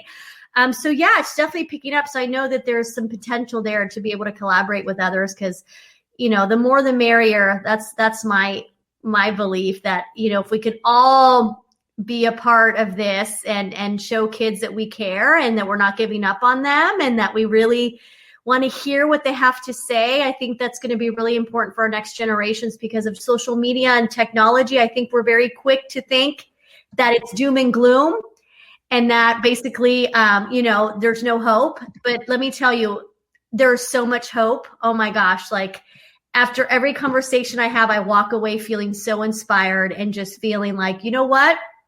The future is bright because of these kids. And that's what I want people to see, It's interesting that you say that, because that's actually something that I've been feeling for a while. And I've actually brought that up on a couple of the shows here, as well as some of my other platforms and everything, is I sometimes feel that for a long time, our youth were getting the short rift in terms of the way that we treated them and thought about them. Mm-hmm. I actually think that this is one of the most progressive and definitely one of the most open youth generations that I have ever seen. So I've got some friends that are definitely in the under 20 category. Yeah. And I think that this generation that is coming up, both those in the 20 to 30 set and definitely those that are in the teen set, that they're some of the most accepting people in terms of like the ways that they treat people around race, the way they treat people around orientation, the way they treat people around ethnicity, the way they just treat people in general. I actually have a great deal of hope for the world when I talk to some of the young people here and I have conversations with them, because I've actually got a friend of mine that's actually at a convenience store nearby who I think he told me he's 20, somewhere between 22 and 25, but he considers me to be like his play uncle. So when I come in, he'll be like, this is my uncle and everything, even though we're not related whatsoever, but he'll get advice from me on everything from relationships, things that he's going through, to maybe something going on in the store, to a number of other things, and even like some career kind of advice that he wants. But I find that to be just one example, but there are a number of others like that I've had the pleasure of talking to. So I was wondering if you've seen that as well, that this seems to be a more hopeful generation, for lack of a better word. Well, they definitely, they want to change the world. Like it's like almost like back to the whole Woodstock hippie generation, but with this generation, I kind of sense that where they really want to make a difference.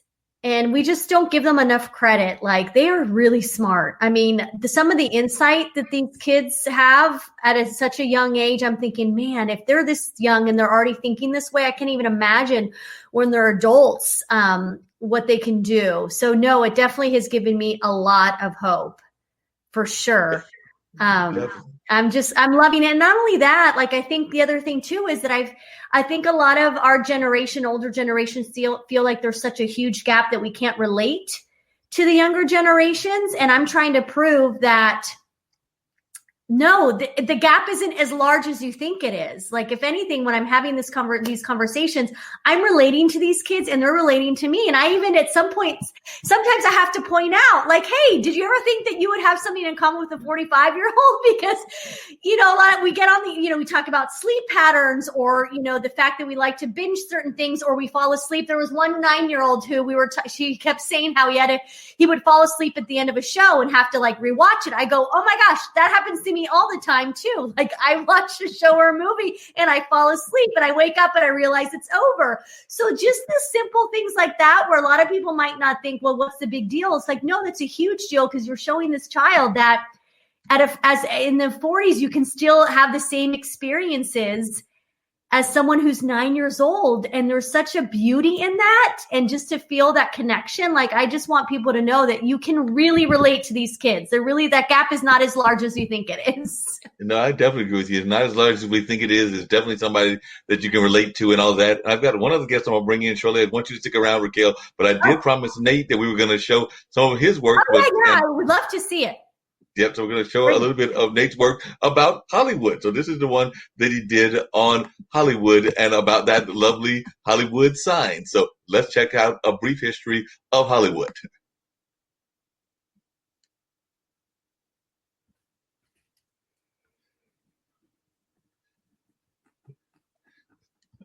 Might help if we hit the play button. Yeah, I'm writing this down so I can watch it.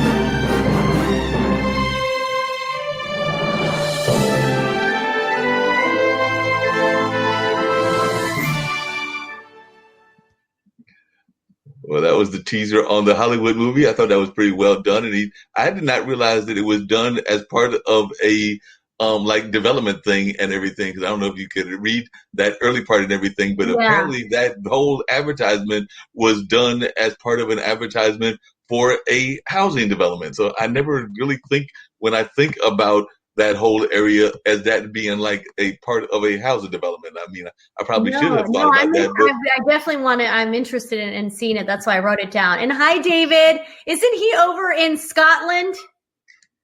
Isn't David Riley the one in Scotland?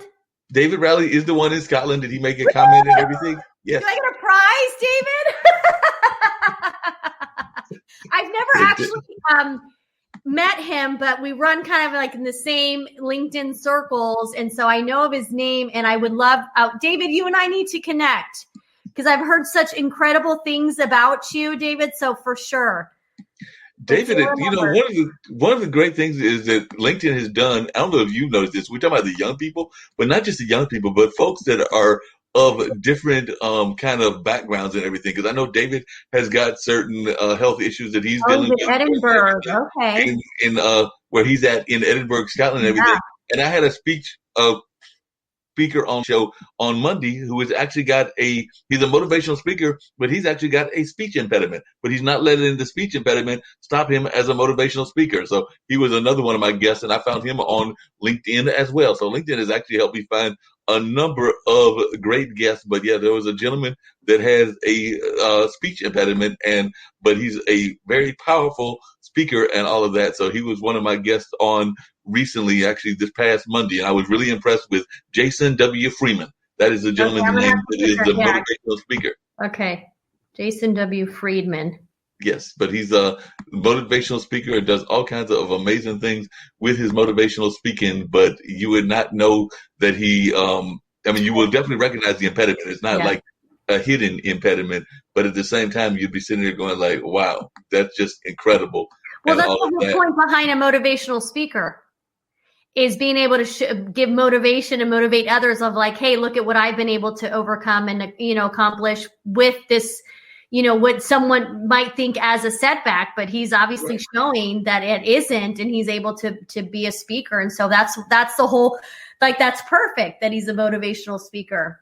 Oh, totally perfect in everything that he's able to do that and all of that. So he's just amazing, and definitely I was just impressed with everything that he did in that realm. Because like I said, he was given some very good advice, because even some of the things he was saying about how he became a motivational speaker and some of the things that he encountered was just an awe-inspiring tale that he told this past Monday and everything. So they go back on International Broadcast Media and catch that episode with Jason Freeman. I think that they will truly be in for a warm treat and all of that. So definitely I'm hoping folks will do that and go and check that out. I did want to bring up, because there's just a short trailer as well, the one about whiskey, and then I'm going to bring in Wendy also. But definitely this is the one that they did about the Water of Life trailer and about Scottish whiskey. My mum used to say, "Did you go to school today?" I say, "Yep." She said, "Come here." And she smelled it. "I know. You've been in that damn distillery again. Bed, no dinner." Ancient, natural, old, pure. The blood of one small nation, absolutely.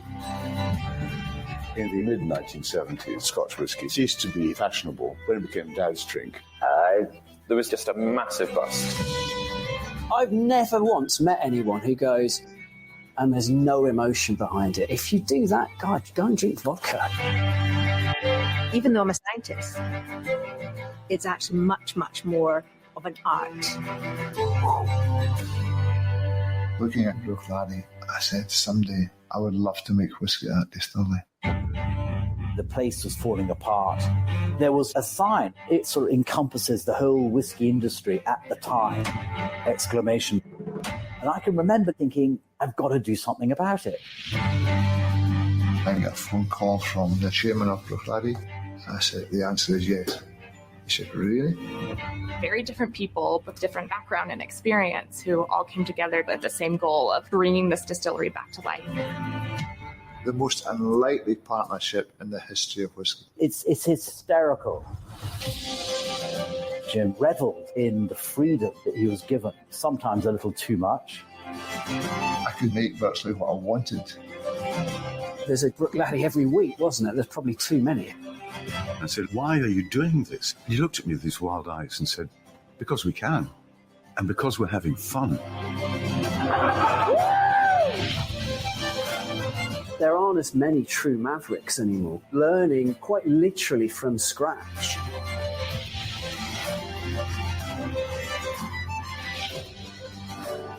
Marc and I had many battles. We detonated. Yeah, emotionally, it cost me a lot.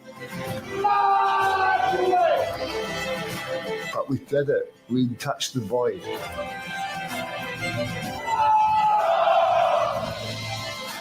Oh my God. How far can we go, you know?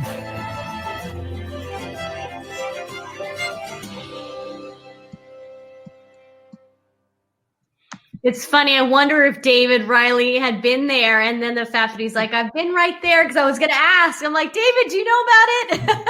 Yep. Looks like he's been there and everything. I am going to bring up our other guest for today and everything, Miss Wendy Boone, who is a gospel singer and has definitely done some amazing work in the field of gospel. So, Wendy, how are you doing? And share with Raquel and those that are watching, including David Riley all the way in Scotland, a little bit about yourself and your music and all about your gospel journey. Okay. Hi, everyone. Hi, Raquel and David. I can't see David. Hello, everyone. My name is Wendy Boone. I'm glad to be here. I'm a little nervous, but I'm here. My music, I started singing gospel. Well, I started singing when I was 11 years old with my mother. She was more of a jazz, blues type singer. So I kind of grew up that way, listening to jazz and blues. So that's my style of music. I love jazz, but Gospel is my favorite, of course. I'm a Christian gospel singer. I started singing the gospel in 2008 in Norfolk, Virginia. I married my husband, and I found out he knew how to play the keyboard, so we started doing music together. And that's when I began writing songs. Didn't know I was a songwriter. I tell you, I just started writing poems, and that's how I started my writing. It just happened, and I didn't know. And anyway, I wrote my first song, Good Morning Jesus, along with some other ones. And we recorded at our studio, which was B&B Gospel Recording Studio. So then I sung within the community of Tidewater and Hampton Roads, Virginia, along with some wonderful singers, groups, solo artists. I tried the band, and boy, that was way out of my league, but I didn't know how to stop them, and they just kept going. I'm like, oh no, how do I stop this? But it all turned out really well. So that's my journey as far as that. I enjoy being a gospel singer and writing, and my goal is really to start collaborating with other gospel artists and singers. I would like to sing some of their songs, and they sing some of mine, and we write for each other and so forth like that. But my final goal is to sing at Carnegie Hall. Yes. That'd be amazing. That would be great. You can get there to Carnegie Hall. That would be truly amazing. I can even see that you've already put that word out there to the public, so that's part of the first steps and everything is putting that word out there and claiming it. I know that Raquel is definitely a believer that you have to claim it in order to make it happen, and she is definitely one that has done a number of those kind of things. We were talking before you came on, Wendy. She's actually got a YouTube channel that she's got the youth talking of sharing their story and everything, but she has done a number of great things both there in California as well as now on the East Coast. I know, in the Virginia area. Wendy, are you still in Virginia? I'm now in Lee City, Texas. Oh, okay, because I'm in Leesburg, Virginia, so I'm up north. So when you said Norfolk and I was like, oh, and Hampton Roads, I was like, okay, so now you're in Texas. All right, it's okay. Years now, going on 8. So yeah, I think we're gonna make it our home. Okay. So. What brought you out to Texas, and what is it about Texas that you like compared to Virginia? Okay, my husband got a job offer here, so that's why we came here in 2012, 13. Mm-hmm. And what do I like about Texas? Well, it's a little different from Virginia. In Virginia, we were able to, I'm gonna put Virginia first. We were able to sing gospel within the communities. The churches, they just came together and everyone would get a promoter. I had 2 promoters, and we would just get on concerts there. But here in Texas, it's not like that. I find that it's more of the international gospel artists here, especially out of Houston. So it's kind of hard to get out there within the churches to sing. So, hey, I just do it online. I was going to say, now the power of online and social media, you can touch more people now, through social media. The irony of it. Yeah, the irony of social media, Raquel, and everything. Because you actually moved from California to this whole East Coast realm because of career, if I remember correctly, or was it family? I forgot whether it was career or family. I moved for family from California. Yes, I was born in Jacksonville, Florida, and I grew up in Los Angeles, California. Oh, okay. So see, we all have the LA connection. So I jumped on because the guy before Nate, Barlow, is in LA, and I'm from San Diego, but I went to UCLA. So I lived in LA for a good 5 years. And the fact that you said LA, it's the whole Los Angeles thing going right now. And Raquel, what was it that caused you to move from? My ex-husband, a guy. It's always a guy. It always starts out with a guy. Raquel is ex-husband. Yeah, well, mine's ex-husband too, but I've got, my son's going to be 20. My daughter's 16. She's going to be a senior in the fall. So as soon as she graduates from high school here in Loudoun County, I'm like, peace out, back to Cali. I love California as well. Yeah, I still have some family there. So okay. What you going to do when you go back to California? Well, I'm hoping that what I'm doing with my YouTube channel right now, Rock the Boat, I have visions for it. Once again, putting it out in the universe where I would love to actually have a studio in San Diego and have the conversations with the kids there in person as opposed to Zoom right now. And I'm almost envisioning my studio almost like a Pee-wee's Playhouse. I'm a huge fan of the 80s. So I would love to have like an 80s feel where it's all of this, it's my childhood memories of like, cartoons like the Smurfs and Care Bears and the music, 80s music, Madonna, Michael Jackson, Duran, all that. I want that vibe. And then I want the kids to come there. And then the parents could like maybe have a separate room where they're hanging out, playing Pac-Man, drinking coffee, wine. I don't know, but I just envisioned it to be like a really fun place to be. That is so awesome that you're saying that, because working with the youth is really, really a wonderful thing to do.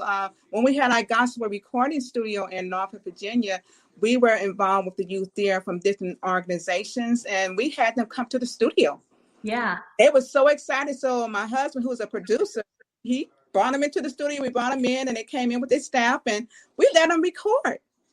Wow. That's so awesome. Yeah. They loved it. So that was really a good thing that we did. They came in and they recorded, and got a feel of the mic, because we had, did some other things with them as well. So, and that sparked something in them, right? So there's kids that come in would have never, ever imagined that they would want to be a music producer, but then they come in, or even with me, like I'm an artist as well. So, I used to teach art classes in LA. Okay. And I thought, what, maybe we can have art classes, or maybe I taught yoga, maybe I do yoga, but have it kind of like almost like this really fun space. And then who knows what you're sparking in those kids, where maybe one of them wants to be in the film industry or do a TV show themselves or whatever. Definitely. That's the gift we're giving to these kids is showing them, like, look at all these different things that you can do when you grow up. Yeah, these different fields that you can have. Is your husband and you still have the recording studio in Texas, or are you looking at starting a recording studio in Texas, or you had it in Virginia? Are you looking at starting one there in Texas as well? We do have one still here. The thing is, he's doing a whole new thing. He's doing music now for film and TV and commercials. His music is beautiful. It's something that I can't sing to no more. So he's not really doing music for singers, and he hasn't started recording back, but I told him I would love to, because I still have so many songs that I have written that I want to put out still. So I have 2 that I am working on. So we are talking about putting the studio back together. So I'm trying to get him on board with me too, but I understand his dream and goals, what he's trying to do as far as in the television and commercials and so forth with his music in this. Yeah, that makes a lot of sense. David's in Scotland, so he's getting sleepy. So yeah, David, I will reach out to you and we'll chat soon for sure. Oh, and my channel's Rock the Boat, RAQ the Boat. Yeah, so definitely he's had to go over there and get his nap on. Wendy can sing the original tunes. The Rock the Boat song by Hugh Corporation. Is that the one going to rock the boat? Yeah. Don't tip it over, rock the boat. Yeah. That one, yes.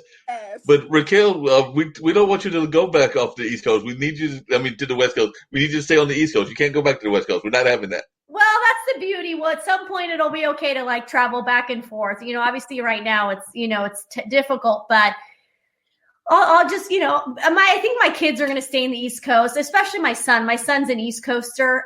He's at Virginia Tech, and I know when he graduates, he wants to stay in this area. So I'm still going to have, basically a home here. So you'll have an East Coast connection either way. I'm you have the a Cali girl, though. I'm a Cali girl at heart. Like, you can take the girl out of Cali, but you can't take the Cali out of the girl.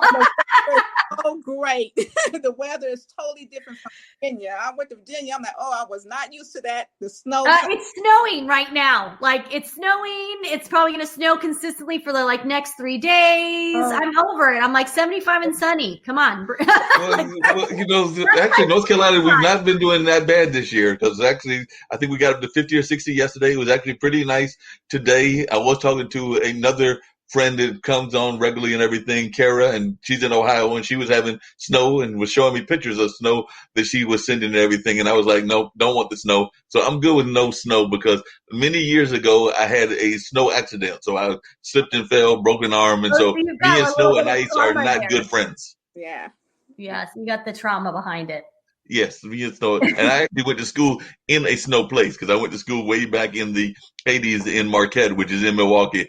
I remember the jokes that I used to tell folks, and everybody that's listening will get a kick out of this, was that when I first got there, my mom had sent me a big coat and everything, and there was a blizzard. So there was a blizzard, and you know, in North Carolina, if you have a blizzard, everything stops. Like we'll stop just for a mini blizzard. There doesn't have to be a full blizzard. We'll stop for a mini blizzard. Because I remember even in high school going to sleep, the weatherman would come on and be like, school canceled. And I lived in a town called Warrenton, which means I had to wait till the end of the weather forecast to even find out whether school was canceled, because they had to go through all the A's to get down to the W's and the Z's. But they'd be like, school canceled. I'd be like, oh, good. Go back, take a nap, wake up. And I remember even coming down, and both of y'all are involved as in that parenting kind of aspect of life and everything. And I'd come back down to my mom and my dad and be like, where's the snow? They'd be like, you slept through it. It's gone. You missed it. It's melted. You missed it. I'm like, what? I missed the snow. They'd be like, yeah, it's gone. So, but the down coat story that I was going to share is that Mom sent me a down coat, and we had those big walk-in kind of like closet. And I remember there being a blizzard. So I'm thinking, running with some of my friends from the Midwest, I'm like, so no school today, right? And they look at me like, no, there's school. You have to go to class. I'm like, no, I don't. There's no school today. They're like, no. And then they pointed to the closet. They're like, you see that coat your mom sent you? Throw that on. Throw on the scarf. Start marching to class. I'm like, but it's 10 inches out there. They're like, don't matter. We still got class. Yeah, it's different in those states. Yes, they like do not care. And all of those are like, what? They do not care whatsoever. Wendy, what would you say is the biggest thing? And I'm going to let Raquel hear some of your music, because I did pull up some of the tunes that you sent me and everything. But what is some of the people that inspired your gospel music? You definitely said you've been doing it for a number of years, but who are some of the people that inspired you to go into gospel music? Well, I like David and Tamla, man. Oh my gosh. I mean, both of them sing lovely, and they inspired me. But what really inspired me into singing, besides just gospel music, is this: I like Billie Holiday. Oh, I used to sing her song. What is it? Good Morning Heartaches. And that's where my song Good Morning Jesus came from, because I would always sing Good Morning Heartaches. Good morning, Billie Holiday, Heartaches. And then I would take Good Morning Jesus. I would say good morning to Jesus in the morning. Next thing you know, I got a pencil and started writing. And the lyrics came for Good Morning Jesus off of Good Morning Heartaches.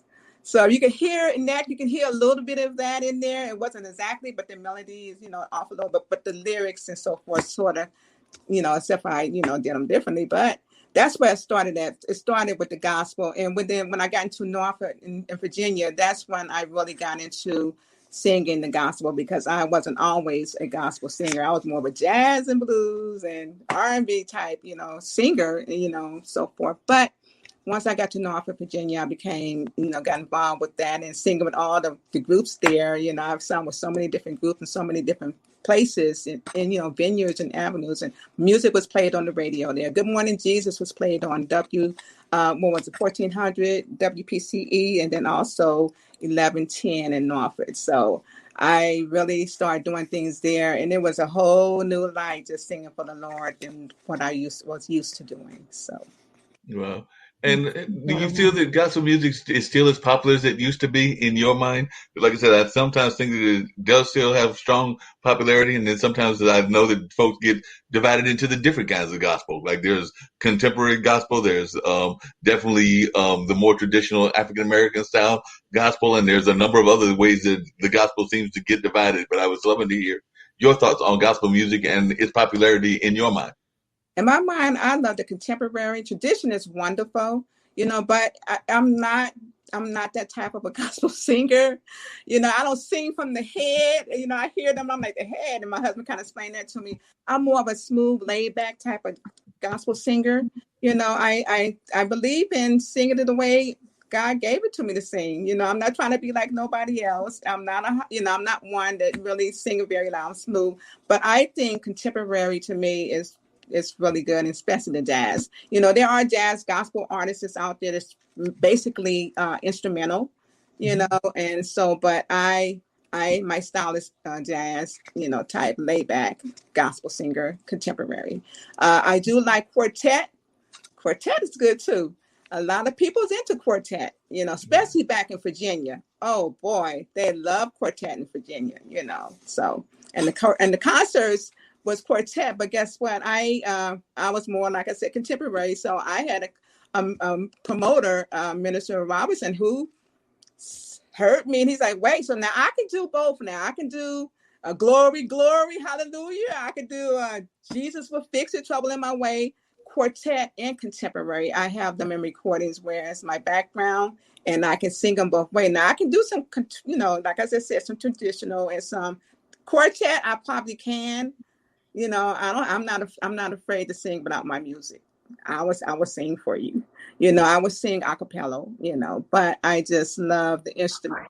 I play the guitar as well now, so I love singing music. So. But I think contemporary is where I'm at, in the jazz, of course. Yeah, you can't go wrong with jazz. I'm definitely a big jazz fan and all of that, as well as a big fan of blues. And I know sometimes people try to put a division between blues and gospel, but I actually find that they have a lot more similarities than they do differences, in the sense that they're both singing about the world and singing about positive messages. I don't know that they're always necessarily as opposite as sometimes folks try to make them out to be. You know what? Jazz is really, I looked up jazz before. Jazz is really from the soul, from the heart. It's really emotional, felt from within the heart and within the soul. That's where jazz and R&B and blues basically originated from. No, I definitely agree with that. I love R&B. Yes. So you're an R&B fan? I know that's right. And everything. I'm an R&B fan. I do love jazz too. I love all music, but I huge R&B. I don't know what it is about it, but I just it just seeps into my soul and my heart. Just cannot get enough of it, and you're sitting there going I just am enjoying this music totally and everything. But we're going to let folks check out a little bit of Wendy's music, which we're going to bring up Good Morning Jesus. So we're going to bring that one up and let folks check that out as well. So see if I can't get that to come up and everything. So we'll hope that goes on and bring that up, and folks can hear her rendition of Good Morning Jesus. Yeah.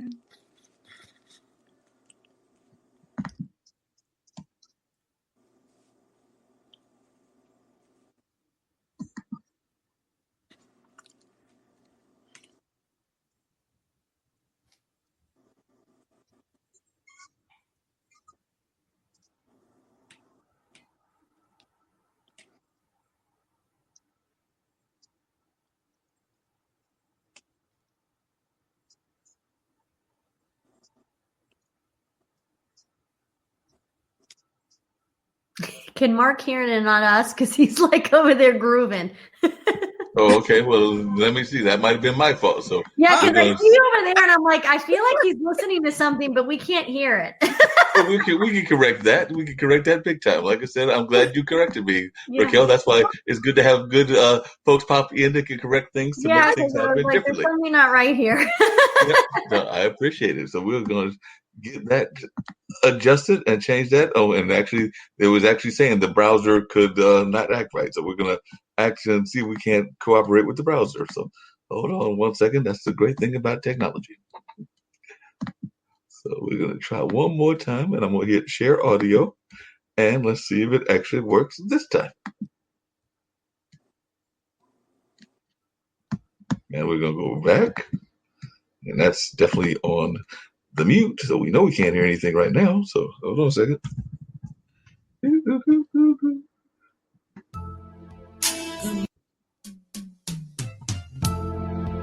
Good morning, Jesus. You are my best friend. Good morning, Jesus. You're the one who knows me well. Now every day I start my day by saying to you, good morning, Jesus. I love you. I truly need you in my life each day. I know you love me because you gave your life at Calvary. Now I can say that I am set free. Good morning, Jesus. I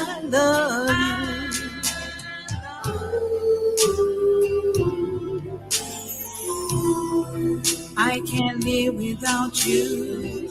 You give me life each day. Your spirit leads and guides me.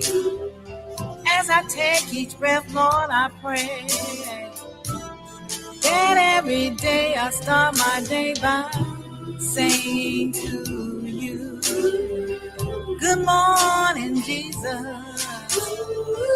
I love you. I love you.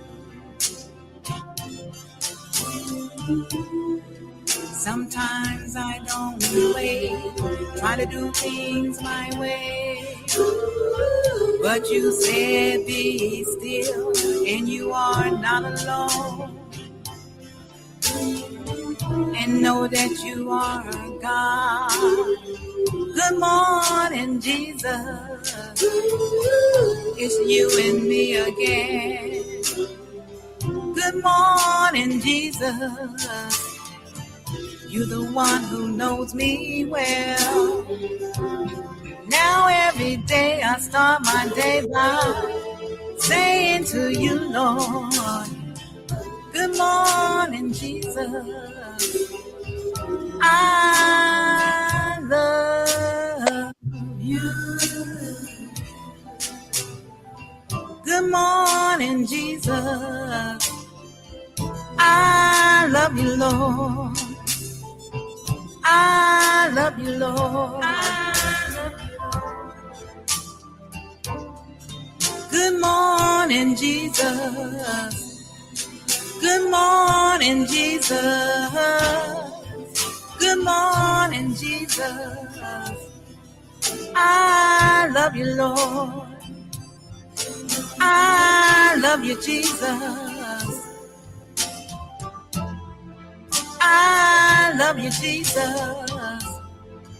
I love you, Lord. Good morning, Jesus.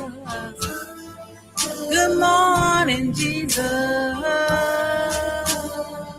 I love you. I love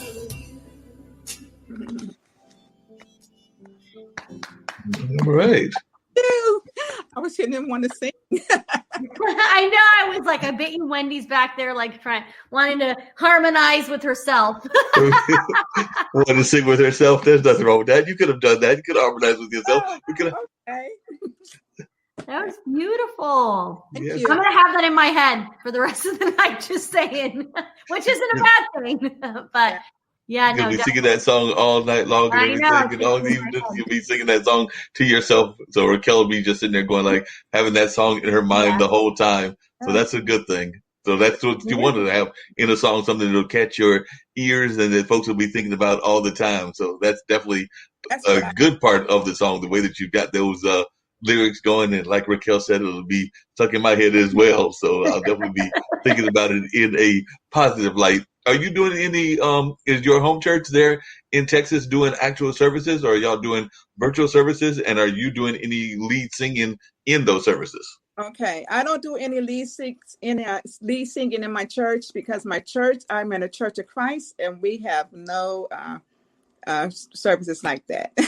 It's no singing like that. It's all in unity, and it's all with just the congregation. Right. So I don't sing inside my church, no. But like I said, the only way I sing is through when I'm in the studio and I record them and put them out on YouTube and all of my social media sites, which is Twitter, Instagram, Facebook page, LinkedIn, and so forth. So, yeah, that's what I'm used to doing. But like, okay. Gotcha. Well, I'm gonna have to connect with you, Wendy, because I gotta get going. Because my daughter's trying to get a hold of me, my 16-year-old, and I have a feeling she wants me to cook her dinner. So she probably wants to come over. So I'm gonna get going. Because I'm trying to be I'm trying to show up for my kids, right? I show up for other kids, so I gotta be good about being a parent myself. So yep. But it was really great to meet you, Wendy. You're so talented. I'm looking forward to following you and your journey and see where else it takes you. And Marc, it was nice to see you. Thanks for having me on. It was a nice little surprise. Always good having you. You definitely surprised me and popped in for a while and helped me with the conversation. So I definitely appreciate you as always. You know, you're always welcome, like I said, all the time to pop in whenever you're available. So always glad to see that bright smile of yours and have you enjoy the conversation as well. So just know that you're welcome anytime you feel like it. Thank you. And everyone have a fantastic rest of your day. Oh. I was going to say, excuse me, I'm so sorry I didn't get a chance. I came in kind of late. I was trying to figure out how to get on. Kind of on the busy, but I missed a lot of your topic on what you was talking about. So I guess I'll be able to see it again, right? Yes. Yeah, we'll connect, Wendy. Okay. Bye. Thank you. Yeah. Yeah, Raquel is she does some motivational speaking, and like I said, she's also works with the youth over there in the Virginia, and she has her own YouTube channel where she's getting a lot of the youth a chance to share their stories. So they're actually talking to her or she's talking to them, but they're sharing their stories of what's important to them. So definitely that's the thing that she does with her Rock the Boat YouTube channel. So definitely she's given an opportunity for a lot of our young people to share their voice and to see what's on their mind and everything. So that's definitely what she was doing. So definitely that's what I was sharing with her and everything. But glad that you were able to come on and share a little bit of your story as well, because I'm always glad to learn about some fascinating folks that are doing amazing things. And like you said, you're doing some great things, and you've been in this thing for a while, having traveled all over. Because like you mentioned, you were raised in Los Angeles and born in Jacksonville and then Virginia and now Texas. So you've been all over. Is there any city that you didn't like as much as some of the other ones? So it sounds like you're definitely a fan of LA and definitely a fan to some degree of Virginia. And you were saying some of the things you didn't like about Texas. How did you feel when you were in Jacksonville, or do you even have that much memory of Jacksonville? I don't, because my mother left there when I was a baby. So I never grew up or, anything like that. That's where all my family is at, though. That's where, my whole family lived there. I have been back home several times, but I just, never lived there. Gotcha. And what was it like learning to play a guitar later in life? Because like I said, you didn't start learning to play guitar till 2015. And a lot of times folks try to pick up an instrument when they're a teenager or a kid, but you picked it up later in life. So what were some of the drawbacks or some of the things you enjoyed about learning that late in life? And what are some of the things that you wish you had learned earlier? Well, I wanted to learn when I was a young girl. I was like, I think I was 16 years old. I wanted to play a bass guitar. It was my sister and I and another young lady. We wanted to start our own band, but that didn't happen. One girl, the only one got her instrument was a guitar. So I've always wanted to try to play a instrument. I always liked that. So one day in 2015, a friend of ours was serenading us and his wife, my husband and I, with a Spanish guitar, and I fell in love with it. I heard it, and I'm like, oh, wait. And I told my husband I want a guitar. So he bought me a guitar on his birthday. He brought me a guitar on his birthday, and I got to start learning how to sing through this gentleman. And that's why I went from there. We moved to League City, from Texas City, Texas to League City. I went on to finish teaching myself by a book. I bought a book about guitars and learned the chords, and it has all the chords on there. I learned how to play with the chords, and so I'm making my own music, and that's how my music started. I wish I could have started earlier, but it's never too late. So that's it's never too late at all. It sounds to me like your husband is very much of an inspiration in terms of your career and in terms of being a helpmate and all of that. So definitely share with our audience the importance of having somebody like that in your corner and everything. And like Raquel mentioned, she's got grown kids. Do y'all have any kids, and are they supporting your career as well? Okay. Yes, my husband's a very inspirational person in my life. He always encouraged me. He's also like I said, my producer. He produced my CDs and all my songs. He's my producer. So we recorded in our studio. But like I said, I would like to go with other studios as well and learn, and record with some other producers as well. Our family, we do have children, and we have grandchildren and great grandchildren. Wow. Yeah, we do. And they do support us, whatever we're doing, they support, and we do like that. And I do like the fact that my husband is also a saved Christian as well. So it's really important to me if you are both saved and you both love the Lord. So we both do. So God is always a big part of our life, and choices and decisions that we both make as far as our marriage as well as individuals. And my plan is, like I said, to continue on to sing the gospel as long as I live. So God continue to use me. I want him to use me as his instrument for his kingdom. So How important, because I've talked to a couple of folks. We actually had Reverend Carl Watkins on one of our shows, and he's a LinkedIn person as well. But how important is faith to you and your career? Because I know a lot of times people think about the importance of faith and the importance of that to their career. So you definitely are a saved Christian. So I know it's a very vital part, but if you could share with our audience the importance of faith into your career and to being a success in your career. Yeah, I believe that is faith in God is most important in anything that I do. And I believe that, because without him, I wouldn't be able to do these things. I didn't know I was a writer, and that's a gift. I didn't, I knew I sung, but I never knew that God would use me for his purpose as far as singing. So I put faith first in all that I do as far as with my music. As I say, I write songs, but they all biblical and they all Christian songs and gospel songs. So that's what I write, and as far as my music is the same way. I believe in my music. You can't tell really what music really is, but long as it goes together with your vocals and it all mixes and comes together, I think that is great, so that's where I'm at with that. And I think the other question was, did you ask? You had two, right? No, you answered both of them. I was just talking about the importance of faith to your music and everything, and I think that you answered within the concept of that and everything. So definitely, I think you shared a lot about the importance of it and all that. I know that some churches are very much about getting the word from God in terms of the ways of either from the minister or from prophets and everything. So have you had any prophets or anybody that's in the ministry that has already kind of claimed this success for you? Because I know that I've been to some churches where they have definitely had those kind of prophecies and those kind of messages. And I was wondering whether you had received any of those as of yet. I did receive back in Norfolk, this young man, he told me that God had something else, and he was on the corner with his son, passing off flies. He said, God has something for you to do. And I'm like, well, I know, I sing, I said, I'm a singer, I sing within the churches and so forth. He said, no, God has something else for you to do. And I'm like, oh, he does? He said, yeah. He said, God really has something else that he want to use you at besides just you singing. He said, you're doing a wonderful work for the kingdom, but he has something else. And I believe that's true. I think that came to pass because I am doing other things within God to use me. First off, being on your show. Right. I didn't imagine this, meeting you and so forth, but God do put people in your path, and so I believe that what he said is coming to pass. Yes. Oh, yes, definitely. And who knows, it might be that either this year or in the next several years, you get that dream of appearing at Carnegie Hall and all of that. When did you first think that you wanted to appear at Carnegie Hall? And is there any other places that you're hoping to sing at or perform at in the near future as well?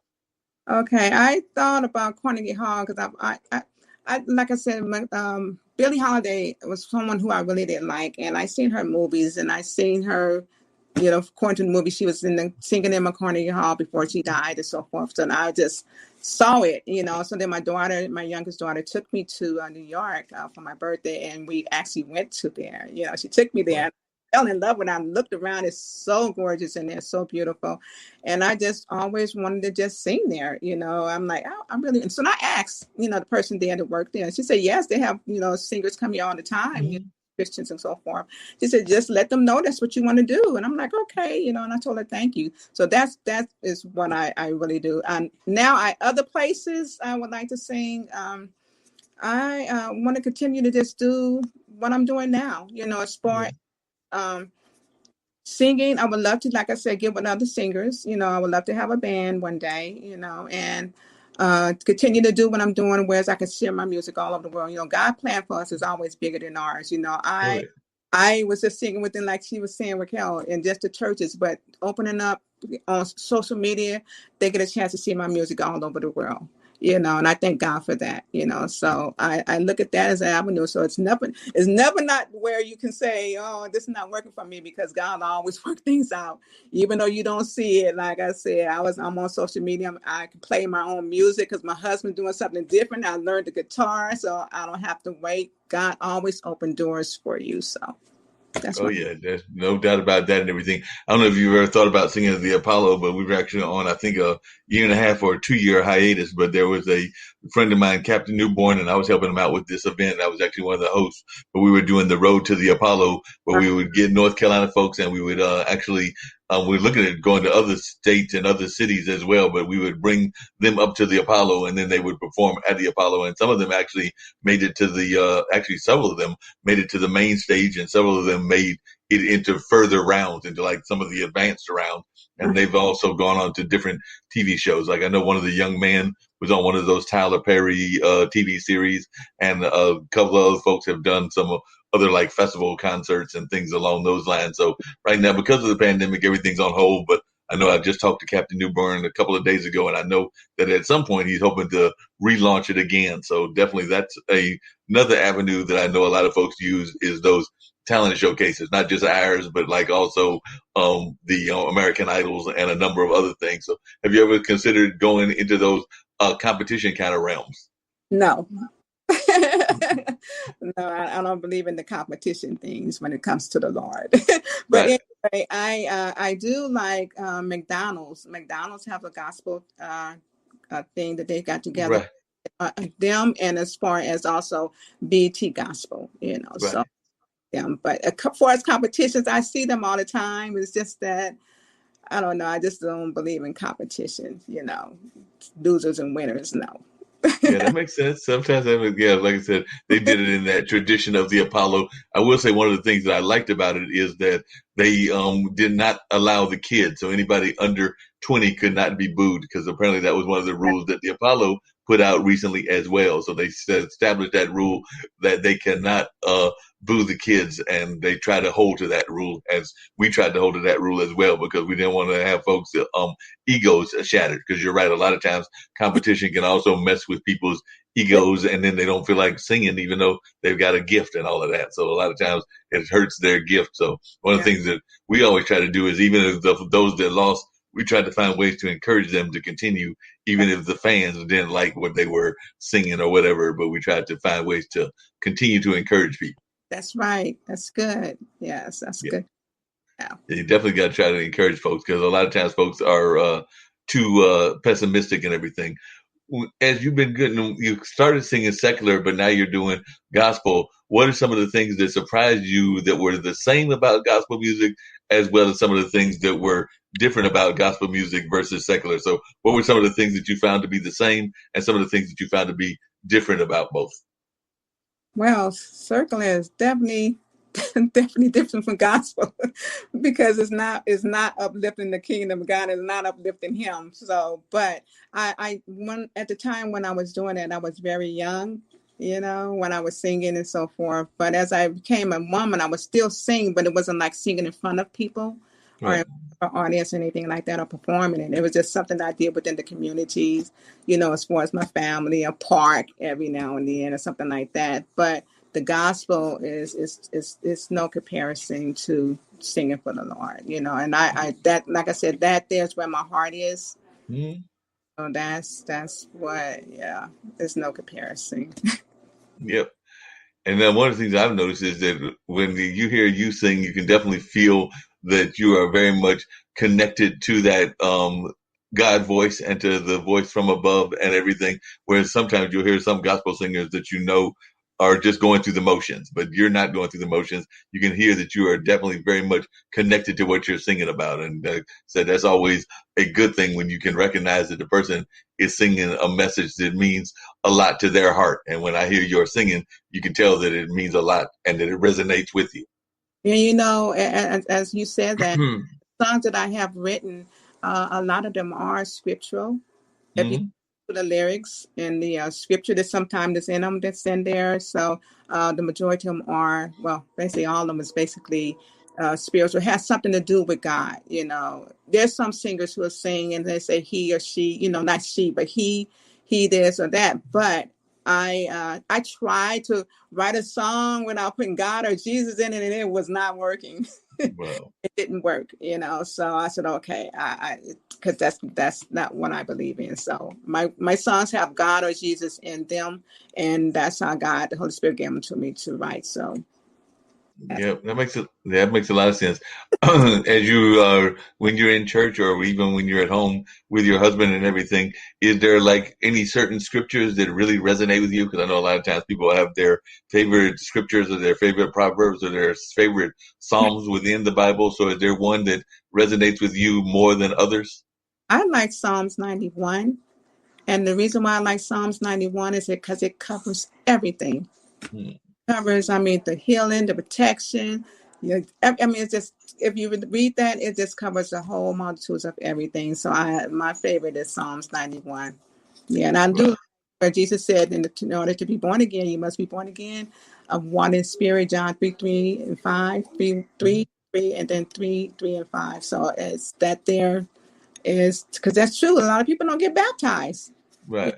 I don't want to go into it because I know a lot about the script because I read and study, but you have to be baptized as well. So, and that's what he said in John 3:5. So, yeah, that's another one I like because there's so many people. I remember when I went into a church and I joined membership, but I never got baptized, and they never even thought about asking me, "You want to get baptized?" And it just never happened. But you have to be born in water as well. So, wow.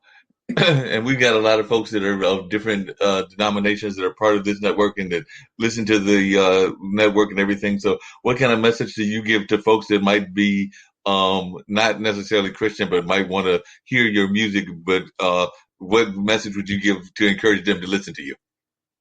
Well, what I can tell them is that whatever God leads you or however you feel in your heart, if you love music, either way, I think my music will be something for you. I'm just saying, yes.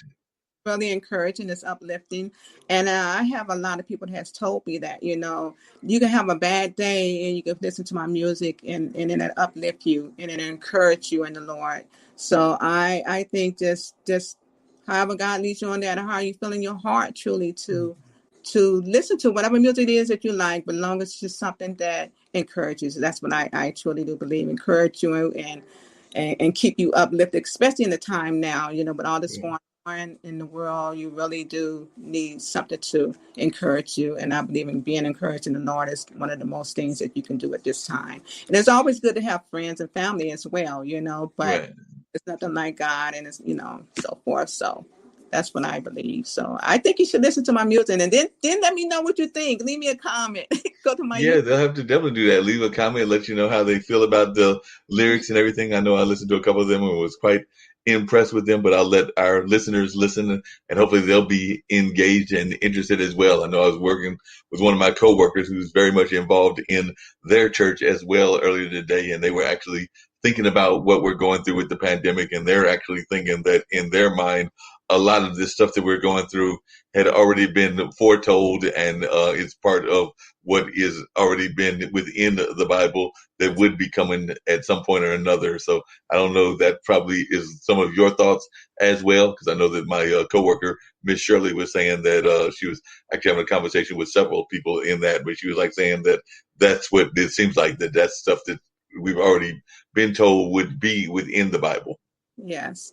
It is, I believe it's the end time, but the Bible says no man knows the hour. I think it's in Matthew's, where we really don't know the hour, time, or the day, but it is definitely things that's going on according to scripture that's going on in this world today. Yeah. And if you're a Christian and you read, you will know, wait, these signs of the times, and that day is coming real soon. And that day is considered Judgment Day. So it's right. So yeah. Gotcha. Definitely. Yes. And what other kinds of words of positivity and encouragement would you give to folks that might think that they want to get into the singing business? Because like I said, we've got some folks. I know Alexandria May, who's one of our other hosts here on this network. She does the singer-songwriter kind of songs. I think she does some gospel as well over there in South Africa, but definitely she's always talking to different singers and songwriters. And then we've also got some other shows that are entertainment based. So if folks are thinking about either going into music in general or gospel music maybe even more specifically, what kind of words of advice would you give to folks? And the people that just want to start their music and their music career and music period, not, it don't have to be just gospel, you're saying. I believe if it's, like I said, if it's in you, you can do it. You can do all things. You know, you have everyone. I believe everyone has a gift and a talent, you know, and because I didn't know that I was going to be a gospel singer. I knew I could sing, but I didn't know I could sing like God having me sing. But I didn't know I was a writer. I had no idea of writing, never thought about it. I write poetry as well. I have a poetry CD. I just haven't released it with 37 poems on it. And I didn't know I can do them things. But if you just, I guess, just pray on it or just think about it, you know, just, I don't know. Because when I just started writing, it just happened, you know. So you have to put forth the effort on what it is that you love to do, you know. And I love singing. You know, I started singing at 11 years old with my mother. She would have me sing, respect all the time. I mean, R.E.S.P.C. I mean, I remember that song so well. And I would sing it over and over with her. But if it's something that's in you, and I believe if you use your gifts, you won't lose them. So you have to find what your gift is and then just go for it. Even if it's writing, you don't even know what you can do. Even if you write a poem, you can take your poem and make it into a song. Right. You can write poetry and put it as a song, you know. So I found a melody, you know, or how I start to sometimes writing songs, and my husband might put a beat on, and I'm like, oh, I like that beat. Then that's, you know, I'm trying to, okay, then I start trying to put lyrics to it, and then that's when I just say, okay, and I get the first line, and then I'm writing.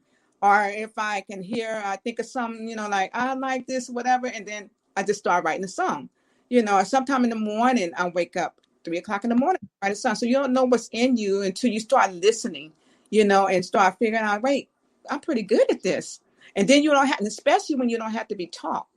You know, if you don't have to have no training, that's your own God-gifted talent that God placed within you. So you just have to just take listen to that, you know, your heart and that voice and say, hey, you know, wait, I can do this, you know, and then go for it. Yep, definitely. Do you have any poems that you can share with our audience? I'm sure that our audience would love to hear a poem, and I will bring up one of your other songs before ending the show and everything. But do you have any poems that you'd like to share? Any of my poems? Yes. No, not yet. I wrote one for President Barack Obama, and I mailed it to him. But I don't know it offhand. I have poems on the CD. Like I said, I haven't really looked into, you know, really studied them. You know, I recited them. I have a lot of them that I have written, but I don't recite them. And they just on a CD that's not released yet. Gotcha. What was the poem to Barack Obama about? I wrote him about being the first Black president. Okay. I wrote a poem about that, and I sent it to him. And and they wrote me back. He, you know, signed it and said thank you. And then he told me to be a part of his team, which was a team that they have that does stuff like that, you know, within the community. Yeah, but I did, and it's on my CD. One day I'm gonna release it. The poetry CD is called "He Knoweth the Way That I Take." Okay. And did you write one yet to Kamala? And what were your thoughts as a sister toward Kamala being one step away from the presidency, as she is the first minority vice president? So what were your thoughts on Kamala? I think I don't, you believe it or not, I really don't get into the politics a lot. I don't, but I'm glad that she, you know, is, you know, she's blessed with being the vice president. Yes, I mean, that's truly an honor, you know, for her. And, you know, and I wish her well, you know, that, you know, that all God has for her be, you know, bestowed upon her. So, yeah, that's all. Yep, definitely. Well, I did want to let folks check one of your other songs. So I'm going to bring up the one that I pulled up that you had sent me as well, which is the Endure for a Night. So tell folks about Weeping May Endure for a Night. Oh, okay. Yeah, of course, that's straight out of the Bible. You know, we just know one lyrics, but just that all the way through. And my husband's the background on that, and he also put the music together. That weeping may endure for a night is that's what it is. You know, and the Bible says weeping may endure for a night, but joy comes in the morning. So it was only supposed to weeping. It was only for one night, and then over in the morning there should be joy. You know, sometimes it doesn't always work like that, but it's also God's anger. You know, His anger was just for a moment. you know. So we've been praying for Endure for a Night. It's really touching to me because, you know, there's times when you get sorrowful and sad and so forth. But you got to remember what follows that according to Scripture: joy. Joy comes in. Jesus even wept, you know. So, but joy comes, you know, and this anger is only for a moment. So, yeah. Yep. So we're gonna let them check out "Weeping May Endure for a Night" and get ready to bring that up and get ready to go back to the beginning.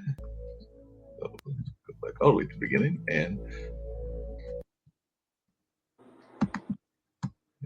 let's go back and hit play. Oops.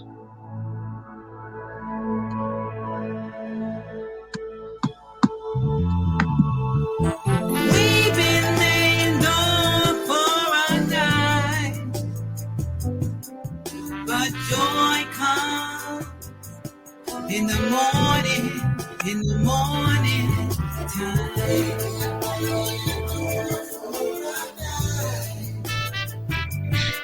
But joy comes in the morning time.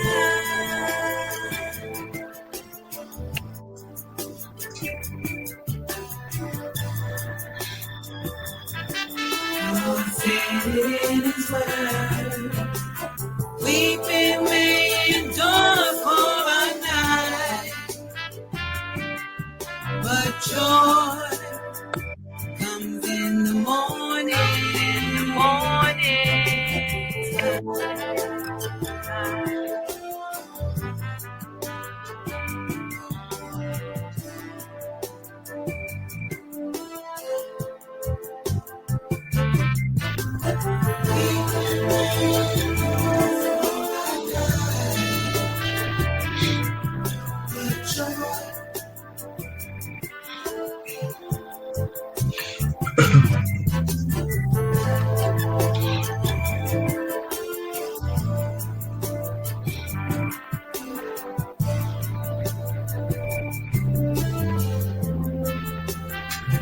Weeping may endure for a night, but joy comes in the morning time.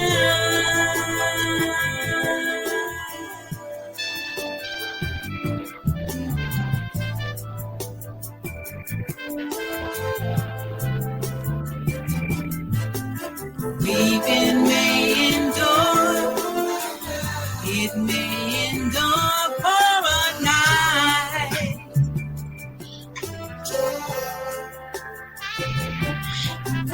Weeping may endure, it may endure for a night. But joy comes in the morning time.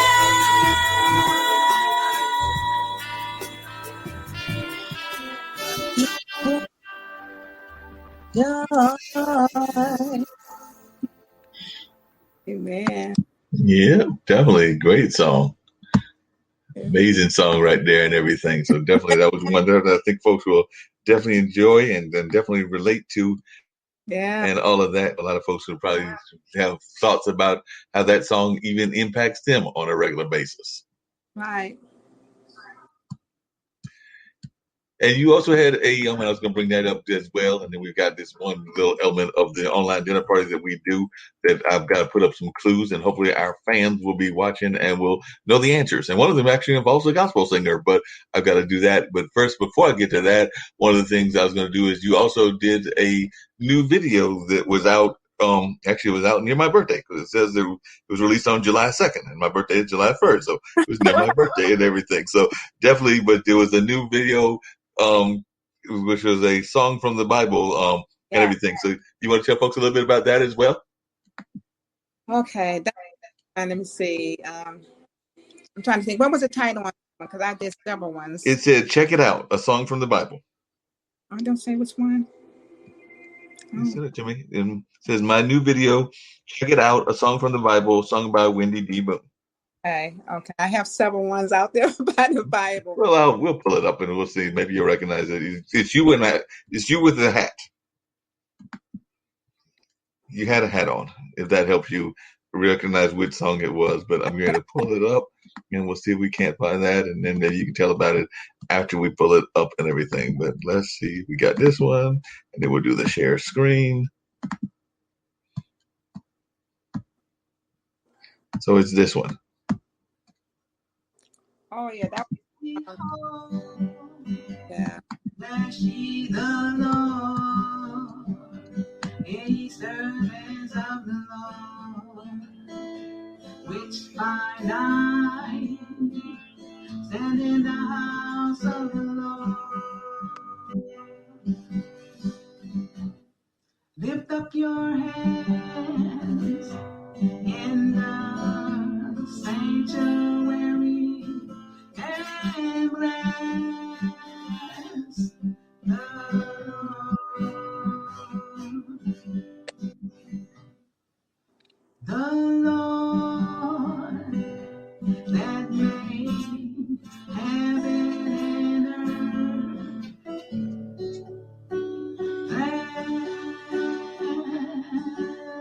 Bless me out of Zion.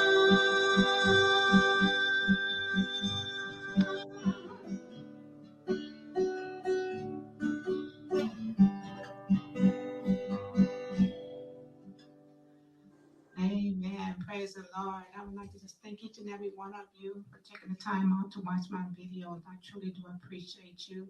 Thank you so much. I just pray that they are a blessing to you and that you be encouraged in the Lord.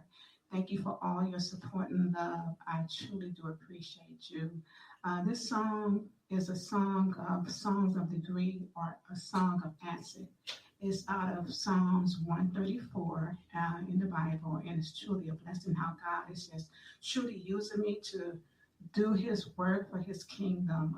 I never thought that I would be singing songs out of the Bible and playing the guitar and making music at the same time. But that's just how God is, amen. God will use his people, I tell you. Please, if you have not yet subscribed to my channel, my YouTube channel, or shared a like, I truly would appreciate it. It means a lot to me to be encouraged by you.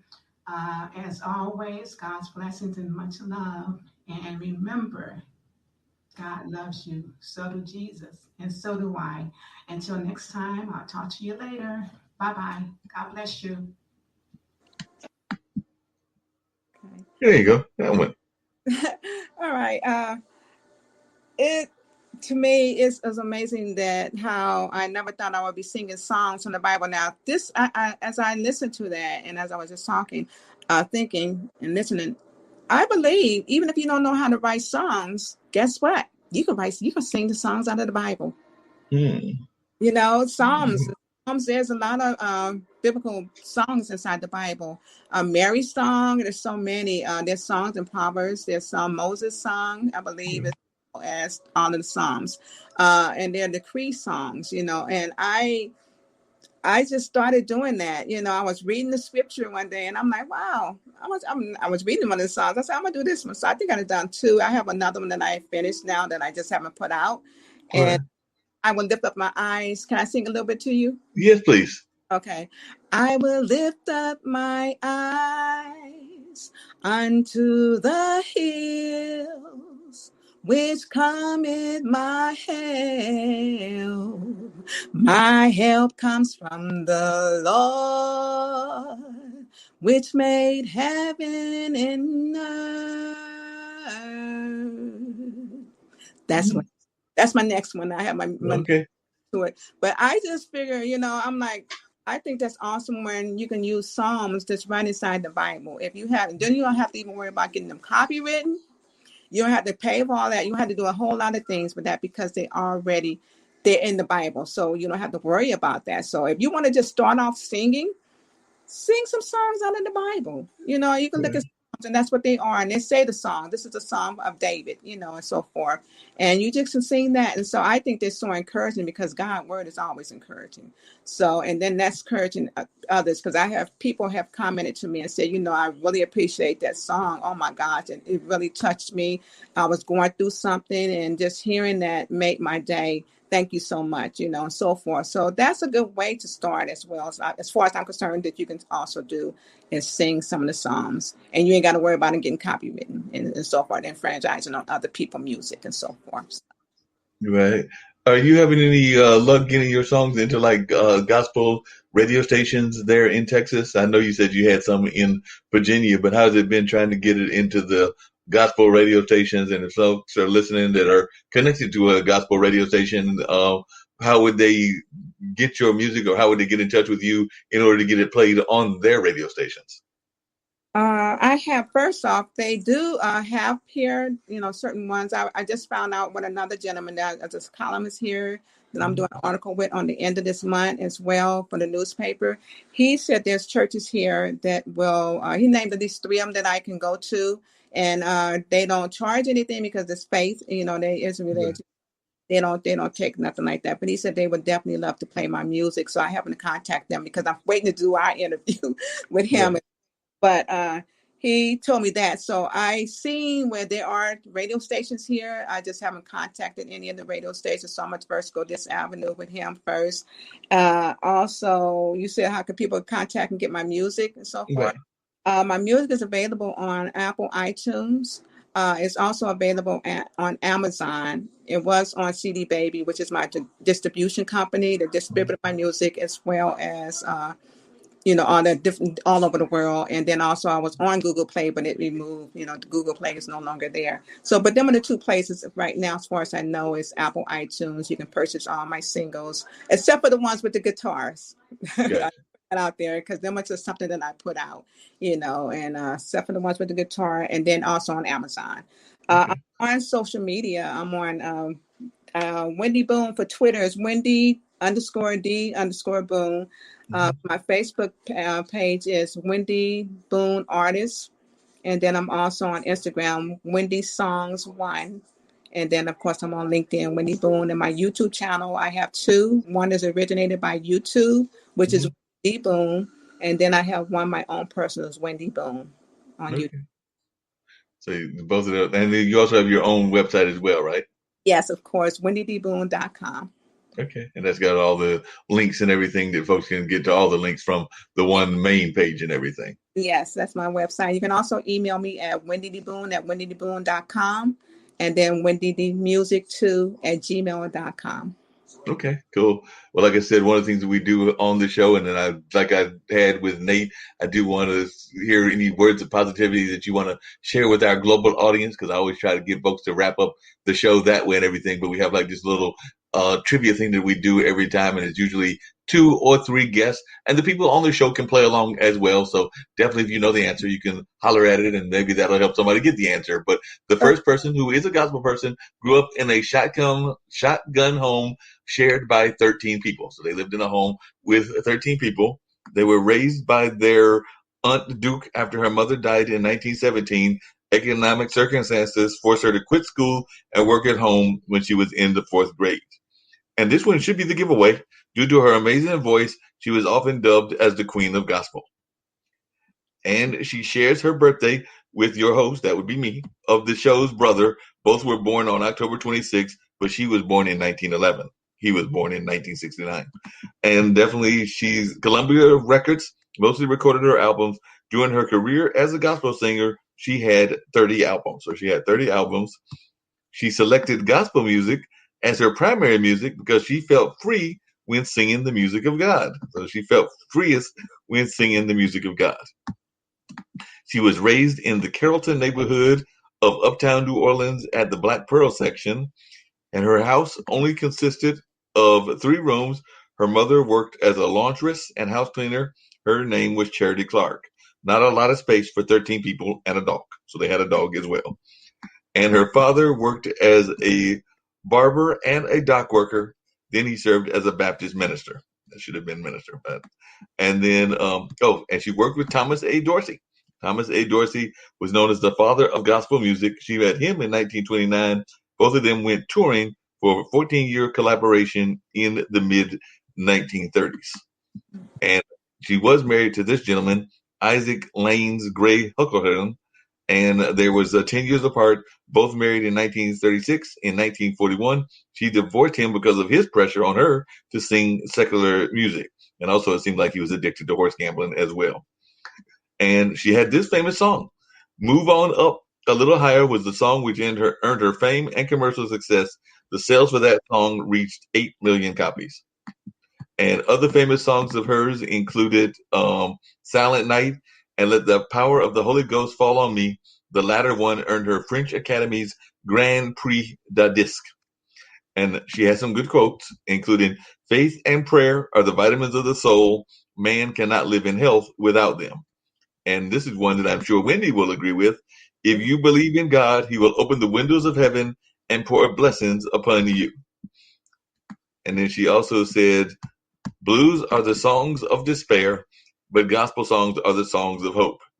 And she said, God can make you anything you want to be, but you have to put everything in his hands. So I'm sure Wendy would agree with that as well. And she also said, money just draws flies. Oh, and then she said, how can you sing of amazing grace and all God's wonders without using your hands? And then she also said, it is easy to be independent when you've got money, but to be independent when you haven't got a thing, that's the Lord's test. And let's see if I want to give one more clue. She mentored Aretha Franklin and Della Reese, and in 1961 was the first gospel singer to win a Grammy.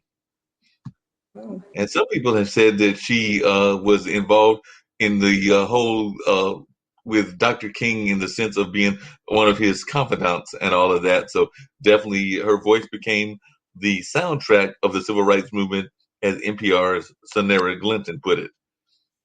And they said that even in moments when Dr. King felt discouraged, he would call her on the phone just to hear her sing.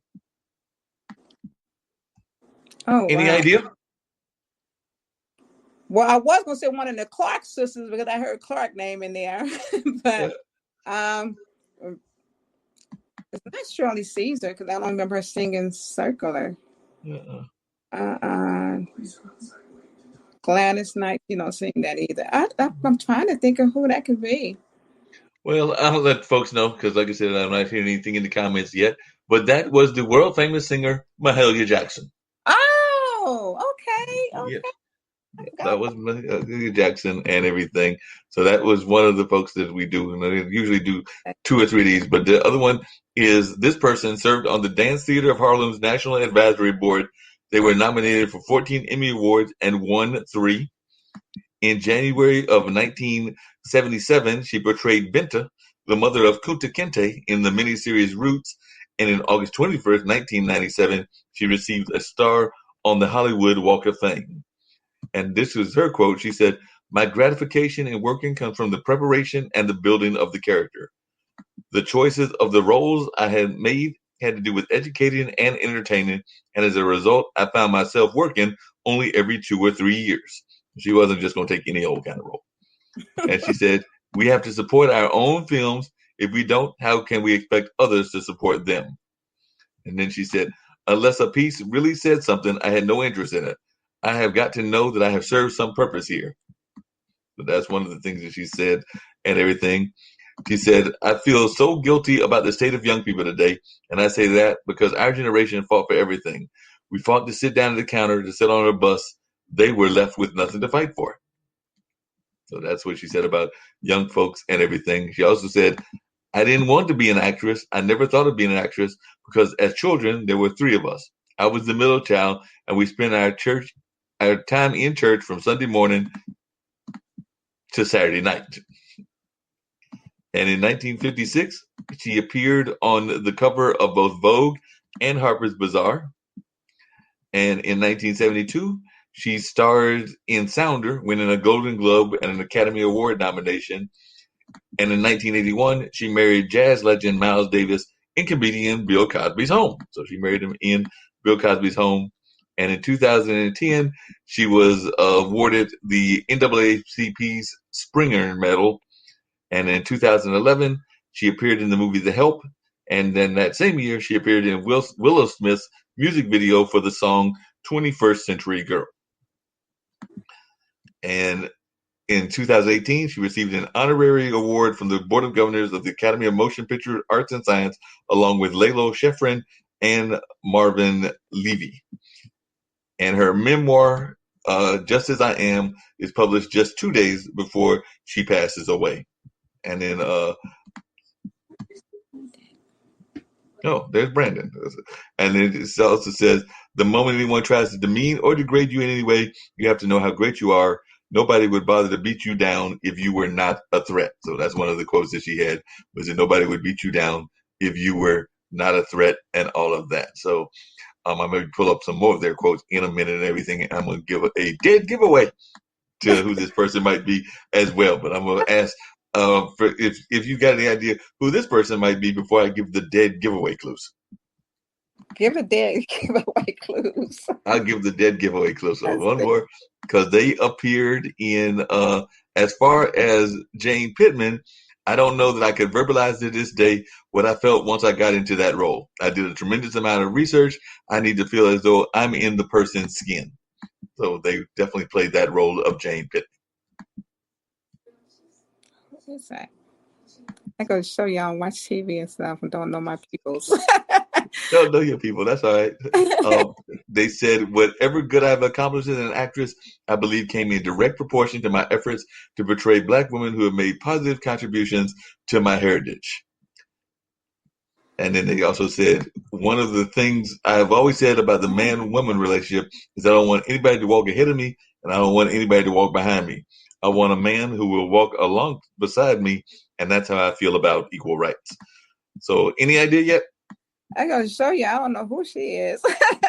Oh, maybe this will be a giveaway, another giveaway. Yet I am also this is what she said about herself. Yet I am also a church girl who once rarely spoke a word.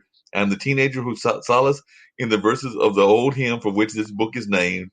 I am a daughter, a mother, a sister, and a friend, an observer of human nature, and the dreamer of audacious dreams. I am a woman who has hurt as immeasurably as I have loved.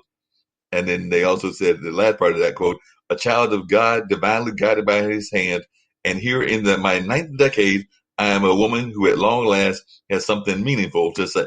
So they live to be in their 90s. Oh. Still no idea? I want to say, Sissy Tyson didn't do that. I don't know who that is.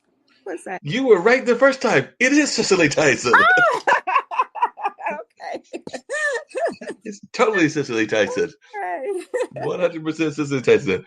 And before we get ready to wrap everything up and everything, like I said, one of the things I love to do on this show, and I have one more clue I got to give because it's 3 of them and everything, but I always love to give my guests a chance to give any words of encouragement that they would like to share with the audience and all of that. So any words of positivity or encouragement that you would like to share with our global audience and just the audience in general. I'm going to say, this is something that was quoted to me, or said to me, not quoted, but I was told that when things is not going your way and you don't know what to do, and all I can tell you is just pray, because prayer changes things. I mean, I know that for myself because I have been in some situations throughout my life where I thought I wasn't going to make it. I've been in different places where I lived, and I just know that prayer, my mother told me to pray and never stop praying. And I prayed and I prayed ever since, and I still pray. So I believe prayer changes everything. And no matter what you're going through, you just have to be patient. You got to believe and you got to trust God, for that. And it will happen, because he's not a man that he should lie. So I believe prayer changes things because it helped me and it changes things in my life. I tell you, God is really good. So that's Gotcha. Just stay encouraged and pray. And believe what you pray and ask for. Know how to pray. Pray according to God's word. Yeah, that makes a lot of sense. Can you share a time that prayer really helped you in your life and everything? Because a lot of times I think that sometimes folks need those encouraging examples. So can you share an example of a time in your life where prayer really helped you? Yeah, when I thought about committing suicide.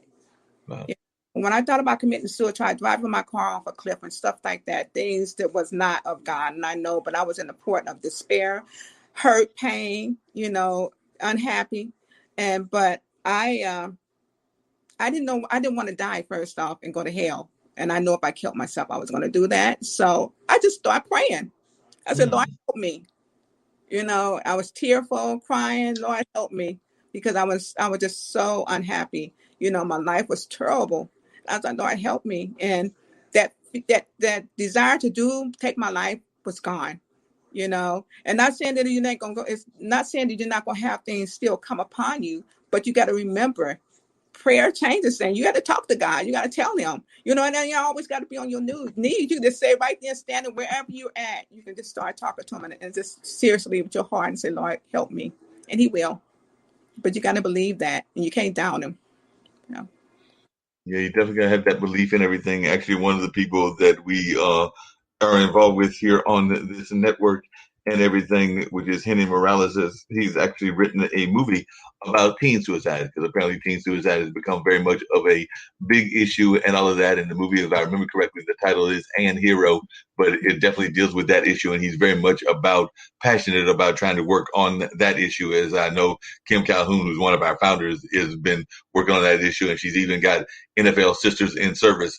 They're using that as one of their issues, along with human trafficking, because we do have a number of folks that are having that feeling of despair, that are young people and are doing some very desperate measures. So I know that he's definitely doing a lot of great work in that field, and a number of other folks are as well. So I'm imagining this happened with you when you were an adult, but it also seems to be happening to a number of our kids as well. Yes, exactly. Yeah, and they don't know where to go and who to turn to. I grew up in foster care, foster homes until I was 18 years old, after my mother was murdered. So it's really, you don't know that sometimes they don't even help you, and you don't know what to do, where to go. So that's why I thank my mother for telling me to always pray, because I know when she was about to die, God answered my prayers. I went into my closet. So I just know that prayer changes things. I believe God when I pray. So, yeah. And they don't. Yeah. They need help. They need someone to encourage them, and so forth. And I believe in doing that. That's why I did a lot of different concerts with the youth and so forth, ministries and so forth. So, yeah, I was able to encourage them. Have you thought about writing a book about that experience and everything? Because sometimes people need those kind of encouraging words, not just from the music, but also from books and everything else, in order to know that they are not alone in going through what they've gone through, and also the way that spirituality and religion has helped you get through those difficult times. So have you thought about writing a book about that, or are you in the process of writing a book about that?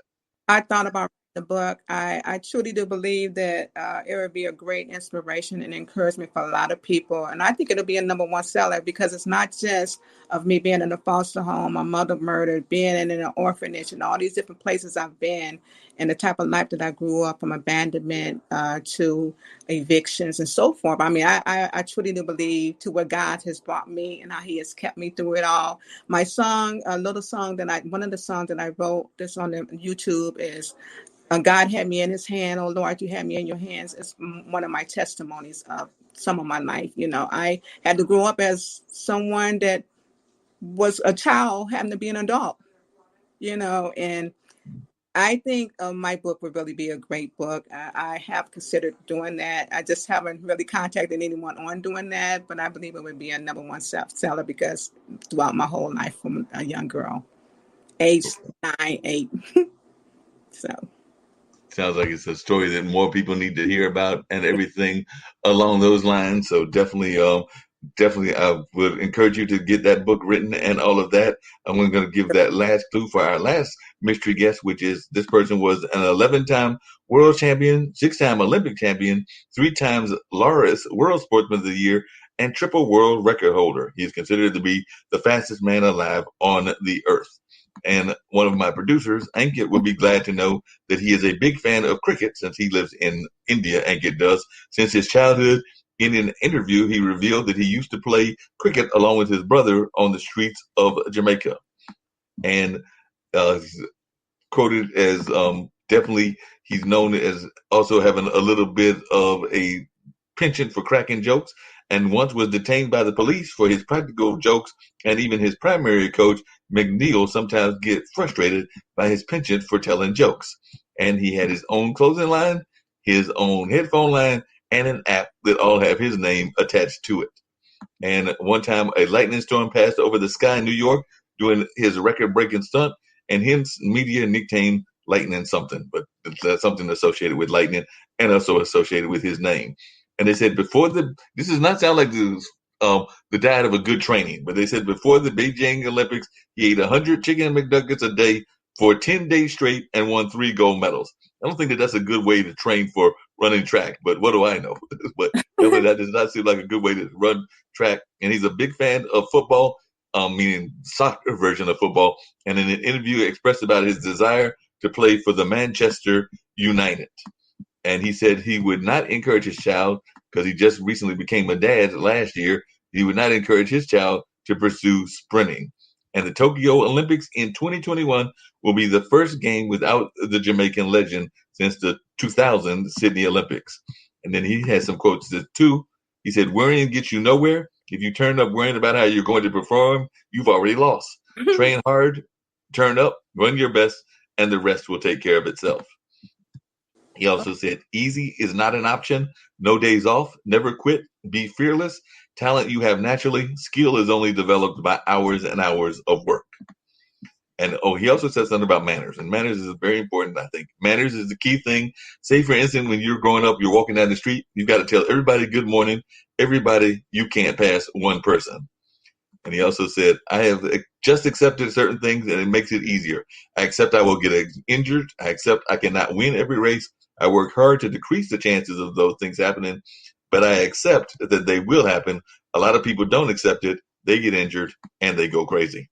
Mm-hmm. And then the last quote I'm going to give you is, he said, I think sometimes when you're on top and all you do is win, win, win, win, win, you get lazy and lose focus. When you lose, you open your eyes and you get serious. There's always a time when it is good to lose at the right time for you. So he was saying that sometimes you just got to take the fact that you might have to lose. Yeah. So, any idea who that might be? Yes, I don't know. No, that would be, and that's why I didn't put the lightning and the final word, but that would be the world famous Jamaican runner Usain Bolt. So Usain Bolt is our other mystery guest. Is that the one that won recently, right? Yeah, he won recently. He always does like the poses and everything. Yeah, I couldn't think of his name, but I know who you're talking about. Yeah. But yeah, that's that one and everything. So as we're wrapping up, and I only got another 3 minutes, any final words that you would like to share with our international audience and with our audience in general? And Wendy, it's been great having you on. I hope folks got a chance to hear your rich music, and definitely I hope they'll go back to our YouTube channel and hear these amazing songs that you've done. And I also hope that they'll visit your website and hear even more of your amazing music. But I've enjoyed having you, just like I enjoyed having Nate Barlow and Raquel Borras. So all of y'all have been great guests, but you have definitely been an amazing guest. And I'm hoping that you too will come back as well. Of course, of course. Thank you so much, Mark Lee. I really do appreciate you giving me this opportunity to be on your show, and it's been such a pleasure. And I also would like to thank all of the listening audience for their time, and to listening to your show as well, and to the people, your guests that you have on your show. You guys stay encouraged, and just remember, you can do all things in Christ that strengthens you. So I just appreciate you, and thank you so much. And I look forward to coming back. Thank you so much. No problem. We look forward to having you back very shortly. So we're going to put on that same 30-second clip that we used to start everything off, and also get this airplane on out of here. So we'll do the 30 seconds and then the airplane that shows some of our founders and all of that. But that'll wrap everything up. And then I've actually got to do a special edition with an artist friend that he wants me to do something at 7:30. So I'm not quite done for the day, but definitely I am done for the online dinner party. But definitely was great having you on, and I thoroughly enjoyed getting to meet you and talk to you in more details. I as well. Thank you so much. I look forward to you again. Bye. Bye. Bye. Bye, everyone. Yeah.